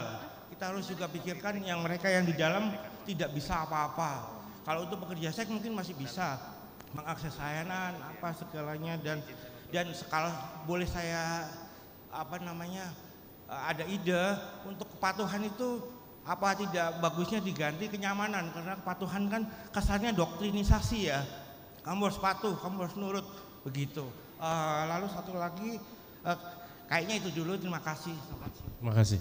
Sekalian 5, kemudian saya tutup dan setiap narasumber menjawab masing-masing 2 menit karena saya sudah dapat pesan dari panitia kita harus selesai jam 11 lewat 5 menit. Silakan. Ya, bismillahirrahmanirrahim. Saya Mary dari Bandung, mau bertanya ke Mbak May dan Mbak Melani, Dr. Melani sama Mbak Evi. Mbak May, bagus sekali data sehatinya, keren banget. Karena memang kami di lapangan secara teknis mengalami hal tersebut. Dari data yang Mbak May sampaikan itu, saya tadi mungkin tidak melihat pada saat mengambil data loss to follow up di layanan, apakah ada data pasien ini di konseling pada saat mereka start atau mungkin konseling rutin yang dilakukan di layanan tersebut. Karena beberapa layanan yang saya kunjungi di Jawa Barat khususnya itu alur konseling di mana kita sejak 2018 sudah melakukan test and treat itu tidak semua ada. Dan kalau kita lihat juga di PMK nomor 23 yang terbaru, kalau kita klik counseling adherence itu tidak ada satupun kalimat itu kita dapatkan. Nah, apakah itu tidak menjadi bahan untuk evaluasi ke depan, mungkin rencana tindak lanjut, apakah faktor konseling ini akan menjadi salah satu faktor dalam mempengaruhi loss to follow up? Karena apa? Kita tahu sekarang dengan early detection orang asimptomatik seperti yang Mbak May tadi sampaikan, sebulan dan itu akan menjadi salah satu angka tertinggi angka loss to follow up karena datang pertama ambil obat setelah itu loss. Mungkin saja itu terjadi karena memang mereka tidak tahu bahwa mereka minum obat harus long life seperti itu. Jadi menurut saya apakah memang ini tidak perlu kita tindak lanjuti sehingga misalnya saat ini kan kita tahu bahwa sebenarnya ada perkumpulan konselor HIV Indonesia yang mungkin bisa kita rangkul bersama untuk penata laksanaan komprehensif yang mana itu bisa dilakukan sejak mereka melakukan testing sampai mempertahankan. Jadi stop itu bisa dilakukan oleh sangat berperan seorang konselor dari sulu sampai dengan pencegahan lah yang dari Prof. Pande ya, pertahanan. Mohon dipersingkat. Ya. Kemudian yang kedua ke Dr. Melani, ini tadi tentang data ada 14.000 yang di-exclude. Cakupannya sangat tinggi, 61 sekian. Mau bertanya, Dok, apakah 14.000 itu sudah di-exclude dari data pasien-pasien yang memang mungkin kurang dari 6 bulan pengobatan sehingga akan menaikkan angka persentase cakupannya. Yang kedua, untuk catatan pelaporan viral load, ARK itu nampaknya masih belum kolaborasi dengan SIHA 2.1 sehingga menjadi double dan sangat berat sekali untuk dilakukan sehingga mungkin ke depannya apakah tidak lebih dipersingkat Sitras itu langsung connect dengan SIHA 2.1 sehingga semua data bisa diolah. Kemudian untuk Mbak Evi yang terakhir, karena tadi yang dibilangi tadi ini tentang test and treat Mbak, ayo mungkin bisa dimulai Mbak, ini tentang kesehatan mental, mungkin kolaborasi berhubungan dengan loss to follow up bisa kita mulai dan itu bisa dijadikan alur yang paten sehingga semua layanan tidak hanya membaca, dites kemudian diobati tanpa ada alur yang tersinkronisasi semuanya dari ujung sampai dengan hilirnya. Terima kasih. Terima kasih. Yang terakhir silakan. Baik, Assalamualaikum warahmatullahi wabarakatuh. Selamat pagi, salam sejahtera buat kita semua. Sebelum saya mengajukan pertanyaan, mungkin saya meminta semua untuk memberikan big applause kepada kita semua sebagai pejuang kemanusiaan. Terima kasih telah hadir. Baik, pertanyaan saya sebenarnya untuk Mbak Evi. Saya adalah salah satu yang mempunyai yayasan di Jakarta khusus untuk populasi umum, perempuan dan anak, remaja multigender. Saya benar-benar tadi Mbak Evi ngomong bahwa itu yang kami alami Mbak, gitu, persis sama. Dan saya alhamdulillah sering keliling juga untuk selalu kasih materi tentang psikososial. Karena kadang-kadang kita suka lupa itu. Jadi kalau naik tangga, ada 10 tangga, tiba-tiba udah step yang kelima ngomonginnya kuratif gitu loh. Nggak ngomongin dasarnya dulu gitu. Jadi permasalahan yang paling krusial menurut saya memang terutama untuk perempuan dan anak, ibu rumah tangga, perempuan non PSK yang tiba-tiba terinfeksi HIV gitu ya. Dan itu kadang-kadang suka disamaratakan dengan populasi kunci, rata-rata begitu gitu. Nah, pengalaman saya adalah sedikit saya mau kasih bahwa saya pernah menemukan ada anak umur 7 tahun yang dia tiba-tiba lari ke kuburan ibu dan bapaknya karena dua-duanya udah meninggal, karena neneknya yang merawat, keluarganya yang merawat nggak punya pengetahuan tentang HIV gitu. Bahkan anak itu mereka nggak mau pegang itu ya. Jadi dan yang Mbak Evi ngomongin tadi itu nyata dan kami sering terima kasus yang begitu. Jadi maaf saya agak sedikit emosional kalau ngomongin perempuan dan anak gitu. Dan yang kedua yang sangat penting buat saya, dari beberapa tahun terakhir saya amati bahwa dengan tidak menghormati rasa hormat saya kepada teman-teman, penjangkau, pendamping dan lain-lain, kebetulan saya adalah salah satu pekerja sosial yang tersertifikasi dari Kemensos RI. Saya berharap teman-teman penjangkau di lapangan itu diberikan kapasitas yang cukup, bahwa sebenarnya mereka juga sebagai pekerja sosial kemanusiaan, walaupun tidak tersertifikasi, tapi mereka lebih nyata pada prakteknya di lapangan. Tapi menurut saya belum terstandarisasi. Tidak ada SOP yang sama antar satu lembaga dengan lembaga yang lain. Karena yang dihandle ini adalah human, manusia. Bukan kita menghandle barang, kalau rusak handphone diganti IC-nya aja selesai. Jadi permasalahan masing-masing konteksnya beda-beda antar manusia. Itu aja dari saya, salam hormat buat profesor, buat mbak-mbak yang ada di depan, dokter-dokter, dan kita semua sebagai pejuang kemanusiaan yang peduli. Assalamualaikum warahmatullahi wabarakatuh, salam sejahtera. Baik, dengan tidak mengurangi rasa hormat saya kepada semua penanya, saya berikan waktu yang proporsional masing-masing narasumber, mencoba untuk merangkum dari semua penanya. Rasanya ada keterkaitan antara pertanyaan-pertanyaannya. Saya persilahkan, pertama adalah Mbak Merinda, kemudian Prof.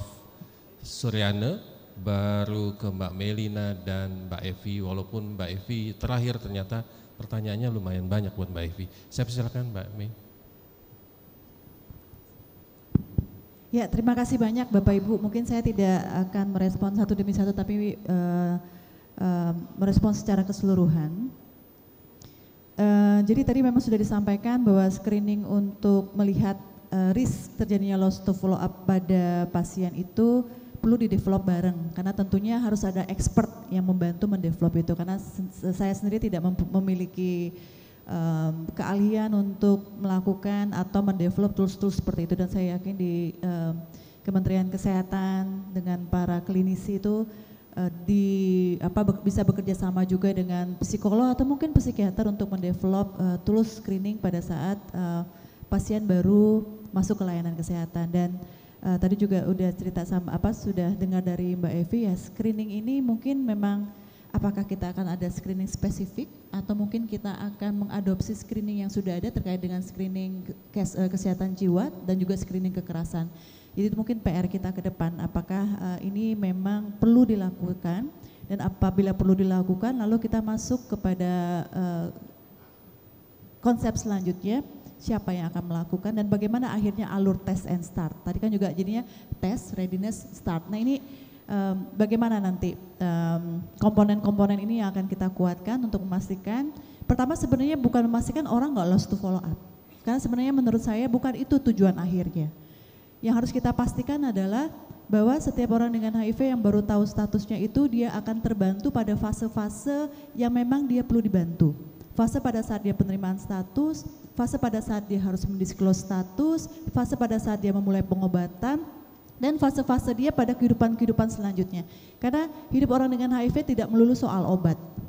Tidak melulu soal tes viral load, tidak melulu bicara soal MMD. Ada kehidupan di luar sana yang harus kita jalani setiap hari. Dan itu adalah bagian-bagian yang tidak terlepas apabila kita memang mau menuju ending 2030 dengan mencapai 95. Percuma kalau misalnya kita hanya mencapai 95 orang on treatment, 95 orang viral load-nya sudah tersupresi, tetapi kondisi mental health dan quality of life-nya juga turun. Jadi menurut saya itu yang perlu kita bahas lebih lanjut. Nah, yang respon terakhir saya adalah mengenai counseling. Jadi kalau saya flashback di 19-20 tahun yang lalu itu, ketika saya baru mulai tahu status itu, memang ada fase di mana saya didampingi oleh konselor. Fase di mana didampingi konselor karena begitu banyak pertanyaan di dalam pikiran yang tidak bisa dijawab oleh orang di rumah. Karena juga orang di rumah juga sedang adjust pada penerimaan status saya, keluarga juga lagi dalam proses untuk menerima kondisi yang baru, sehingga banyak pertanyaan di dalam pikiran, saya harus tanya ke siapa, saya bisa curhat ke siapa. Karena kalau curhat ke keluarga akan menambah kesedihan di dalam keluarga. Tapi kalau misalnya curhat pada orang profesional yang tahu bagaimana memberikan konseling, mungkin itu akan membantu fase-fase itu. Jadi kalau misalnya flashback, ya konseling itu saya secara pribadi ya, mungkin ini ada suara yang berbeda, mungkin ada orang yang pikir saya nggak butuh konseling, tapi setiap individu itu kan unik ya. Individu-individu yang membutuhkan dukungan psikososial perlu difasilitasi pilihan-pilihan untuk menerima konseling misalnya. Dan konseling ini saya rasa untuk teman-teman konselor itu tidak semudah itu ya memberikan konseling pada orang. Ada tahapan-tahapan, ada skill-skill, ada knowledge yang dibutuhkan pada saat orang akan memberikan konseling. Gak mudah bilang, kamu jadi konselor ya, kan gak seperti itu ya. Prosesnya panjang. Dan saya lihat mungkin ya kadang-kadang kita gini, kita terdesak oleh target, kita terdesak oleh 2027, 2030, angkanya masih sekian-sekian. Tapi mungkin kita perlu mundur sedikit sejenak, apa sih sebenarnya yang dibutuhkan, kemudian banyak berdiskusi dengan penerima manfaat, teman-teman komunitas, lihat dari perspektif komunitas, sebenarnya teman-teman kalian butuh apa. Kalau misalnya kita hanya bicara butuh obat, butuh MMD, butuh TLD, butuh viral load, tapi sebenarnya teman-teman penerima manfaat tuh kalian butuh apa? Karena tadi isu mental health udah banyak kita bahas gitu. Terus yang akan memfasilitasi isu-isu yang sedang kita bahas pada hari ini itu siapa? Dan saya melihat mungkin dulu banyak ya ada beberapa institusi yang juga bergerak di isu konseling, mungkin digandeng kembali. Kita mungkin kita mungkin nanti akan ada terkendala biaya, akan ada terkendala masalah konsep kerjasama, alur PDP, dulu tuh kita bicaranya tuh apa ya dulu apa sih namanya? Jadi kita kan ada konsep tuh, jadi alur pasien dari terima status, kemudian konseling dulu, kemudian nanti pengobatan, nah itu mungkin yang harus dilihat kembali. Nah ini saya rasa harapannya setelah hari ini itu akan ada proses-proses lanjutan, jadi proses pertemuan jaringan ini tidak hanya berhenti memaparkan hasil, tetapi ada rencana tindak lanjut yang bisa kita sepakati bersama. Baik, terima kasih. Prof. Suryana, saya persilakan bagaimana dari pengalaman Prof selama 5 atau 10 tahun terakhir dalam proses pelaksanaan kepatuhan, aspek-aspek psikososial yang juga dihadapi itu prosesnya apakah sama dengan yang tadi dikeluhkan ataupun dicurhatkan oleh teman-teman? Terima kasih. Terima kasih. Saya singkat aja, saya ingin menyampaikan sekilas tentang test and treat. Nah, itu juga penting ya. Mbak di sebelah saya tadi bilang Mbak Epi test ready treat. Kalau saya test okay treat. Jadi ketika kita suluh konseling pre-test dengan berbagai pendekatan, oke dites, setelah dites suluh lagi untuk dibuka hasilnya, oke dibuka, suluh lagi untuk notifikasi dengan pasangannya, oke, kemudian suluh lagi untuk minum obat segera karena kita evaluasi IO tidak ada. Nah di sana kita melihat bahasa tubuhnya, kira-kira orang ini sanggup enggak, menerima enggak. Nah kalau kita sudah kira-kira ini bisa menerima dengan berbagai pendekatan komunikasi, biasanya di tempat saya kasih obat seminggu dulu. Tapi saya tidak bilang kalau saya akan hitung sisanya, ini obat seminggu, tolong lagi 6 hari datang. dan bawa sisa obat. Memang kalau di dunia sana dibilang pil count itu sederhana, tetapi itulah yang bisa kita lakukan. Tapi begitu dia datang bawa sisa obat, tinggal 1 berarti sesuai, ajarannya bagus. Tinggal 3, kenapa tinggal 3? Saya repot, saya lupa, saya ini, kita konseling ulang. Nah ketika kita sudah yakin di kontak pertama itu, tentu kita bisa memenuhi kaidah-kaidah desentrit karena di bawah 1 minggu kita sudah bisa berikan obat. Itu biasanya pendekatan yang saya lakukan, dan kemudian setelah itu ketika dia sudah menerima pengobatan sebelum 1 minggu tetap didampingi. Nah ada pendamping-pendamping kami yang lumayan banyak dari anak buahnya Bu Putu yang tadi bertanya juga. Nah kita bekali siapa yang harus dihubungi dan lain sebagainya, kita bagi sedemikian rupa, siapa yang memonitor siapa dan lain sebagainya silakan dihubungi setiap saat. Ya saya bersyukur sampai saat ini lumayan yang ajarannya bagus. Barangkali sekali lagi pendekatan itu yang dari hati ke hati, sentuh hatinya tapi jangan disentuh dengan tangan, nanti masalah nanti ya. Sentuh dengan hati juga, dengan kasih sayang dalam tanda petik, orang kan mereka adalah keluarga kita. Barangkali itu yang bisa saya sampaikan. Terima kasih. Baik, terima kasih Prof. Suliana. Mbak Mei untuk target, untuk target capaian tadi untuk lokasi-lokasi yang terjauh, pertanyaan dari Prof. Pandi mungkin bisa, dan beberapa yang bisa dielaborasi, silakan. Ya, mungkin tadi pertanyaan pertama dari Prof. Pandu, izin Prof, jadi memang kita benar sangat berharap bisa mengukur berapa banyak pasien yang sudah menerima hasil Prof, secara real gitu ya Prof.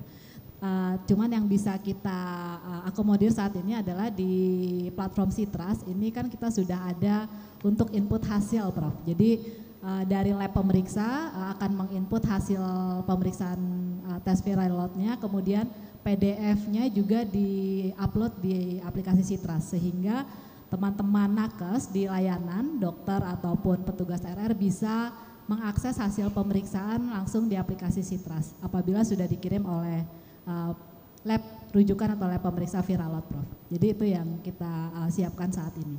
Kemudian untuk pertanyaan kedua, kendala kedua Prof, jadi memang seperti tadi ya, kan di beberapa mesin high throughput itu memang kita kendalanya masih, TAT-nya masih panjang lebih dari 10 hari. Terutama kemarin ketika terjadi peningkatan rujukan spesimen, jadi bisa ribuan spesimen waktu itu ke Darmais, sehingga contohnya Prof, jadi memang TAT-nya akan lebih panjang. Nah ketika TAT lebih panjang ini berarti kemungkinan diterima oleh pasien hasilnya bisa lebih lama. Itu adalah tantangan kita ketika memang pemeriksaan ada di mesin-mesin high throughput, karena mesti menunggu sampel, kan minimal running itu 93 tes, 93 spesimen, sehingga harus ada 93 spesimen dulu untuk bisa di running, 1 kali running pemeriksaan Prof. Kemudian yang kedua tadi dari Bu Putu terkait audit eligible. Betul sekali Bu Putu, jadi memang tantangan kita di layanan memang terkait audit eligible ya, karena di data di layanan memang ada yang belum lengkap, banyak yang belum lengkap, misalnya NIK-nya, kemudian apakah nama-nama auditnya sudah sesuai NIK atau belum, nah itu memang menjadi tantangan kita. Kemudian alamatnya itu suka berganti, nomor HP-nya juga suka berganti-ganti, sehingga ketika teman-teman layanan mengkontak untuk harus tes PL, itu ya kesulitan untuk mendata audit yang eligible untuk tes viral load. Kemudian untuk pertanyaan ketiga tadi dari Dr. Mary, terima kasih Dr. Mary sudah ini ya di RSAS sudah capaiannya sudah keren Dok. Terima kasih untuk RSAS dengan Dr. Rudi juga. Jadi data yang 14.000 tadi Dok harusnya memang sudah eligible karena tadi kita ambil dari audit on ART 2022. Jadi seharusnya semua audit on ART 2022 kan diperiksa viral load di tahun 2023. Nah yang belum kita masukkan adalah data audit on ARV baru, yang baru ARV di bulan Januari sampai dengan Mei 2023 yang harusnya eligible diperiksa mulai bulan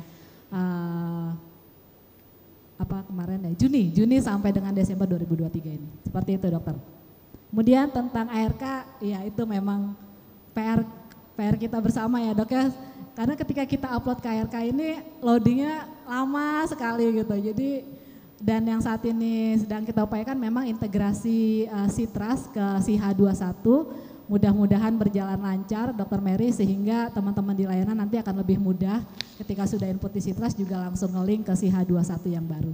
Demikian Dr. Mary. Kemudian ya saya rasa itu tadi Dok. Baik, terima kasih. Terakhir Mbak Evi. Oke, kalau dari saya tadi muncul tiba-tiba insight test, readiness, and treat itu ya karena tiba-tiba insight aja gitu. Jadi agak nyesel juga nih jadi ditanya. Enggak, tapi kalau kita menelusuri kembali case-case yang terjadi itu kan dari tahun ke tahun itu rasanya kurang lebih seperti itu. Jadi kan berarti ada ada masalah. Hal yang sudah dilakukan banyak sekali di Yankes gitu ya, dari Sudinkes, Dinkes itu semua sudah banyak yang dilakukan. Berarti kan ada sesuatu. Nah, maka kenapa di sini pemikirannya jangan-jangan memang situasi tadi ya, overwhelming, belum siap dan seterusnya itu terjadi. Dan di situ mungkin kerja awalnya yang berat gitu untuk screening dulu. Kalau tadi Prof. Ande bilang ya kan dokter nanti berarti dulu ya praktiknya yang menentukan kesiapan. Nah, kalau tadi rekomendasi yang saya sampaikan itu bagaimana mencoba melihatnya client center gitu. Jadi bukan berarti juga saya nggak siap, ya udah deh gitu, nggak gitu juga gitu ya. Saya yakin juga dari para dokter itu punya tataran mana yang emergency dan itu harus gitu ya, mana yang oke. Ini mungkin kita bisa screening dulu. Tadi tawarannya adalah screening kesehatan mental. Mungkin kita punya screening yang sederhana untuk itu. Bisa jadi screening kekerasan yang terjadi juga. Lalu juga assess ya, kalau dari hasil riset-riset itu kan pertama adalah bagaimana dukungan sosial itu penting. Jadi paling enggak kita tahu bahwa siapa significant person yang kira-kira itu bisa bantu dia gitu untuk proses selanjutnya, dan itu jangan-jangan perlu untuk proses terlibat dalam keseluruhan cascade misalnya seperti itu, yang nanti kemudian meningkat jejaring sosial lewat ke modal sosial ketika misalnya dia sudah tergabung dalam kelompok tertentu dan itu dikuatkan juga modal sosial di situ, dan di situ mungkin ada best practice dari teman-teman lain yang juga melewati masa-masa sulit gitu ya, sehingga itu bisa menjadi inspirator dan juga motivator buat teman-teman yang lain. Jadi readiness di sini maksudnya adalah dari sisi pasien gitu ya, yang mungkin bisa dilihat kembali, dan ketika dia ada kuncinya adalah dia punya significant person lain yang bisa atau orang yang bisa dia yakini bisa mendukung. Kemudian juga tadi kalau isunya juga punya pekerjaan atau tidak, itu jangan-jangan faktor resiko. Jadi kita mengkaji faktor resiko dan juga faktor pendukung gitu yang nanti bisa membantu mereka. Jadi jangan-jangan memang kerja beratnya tuh di awal-awal untuk ke belakang. Lalu kalau untuk, tapi ini kan baru ini aja ide awal.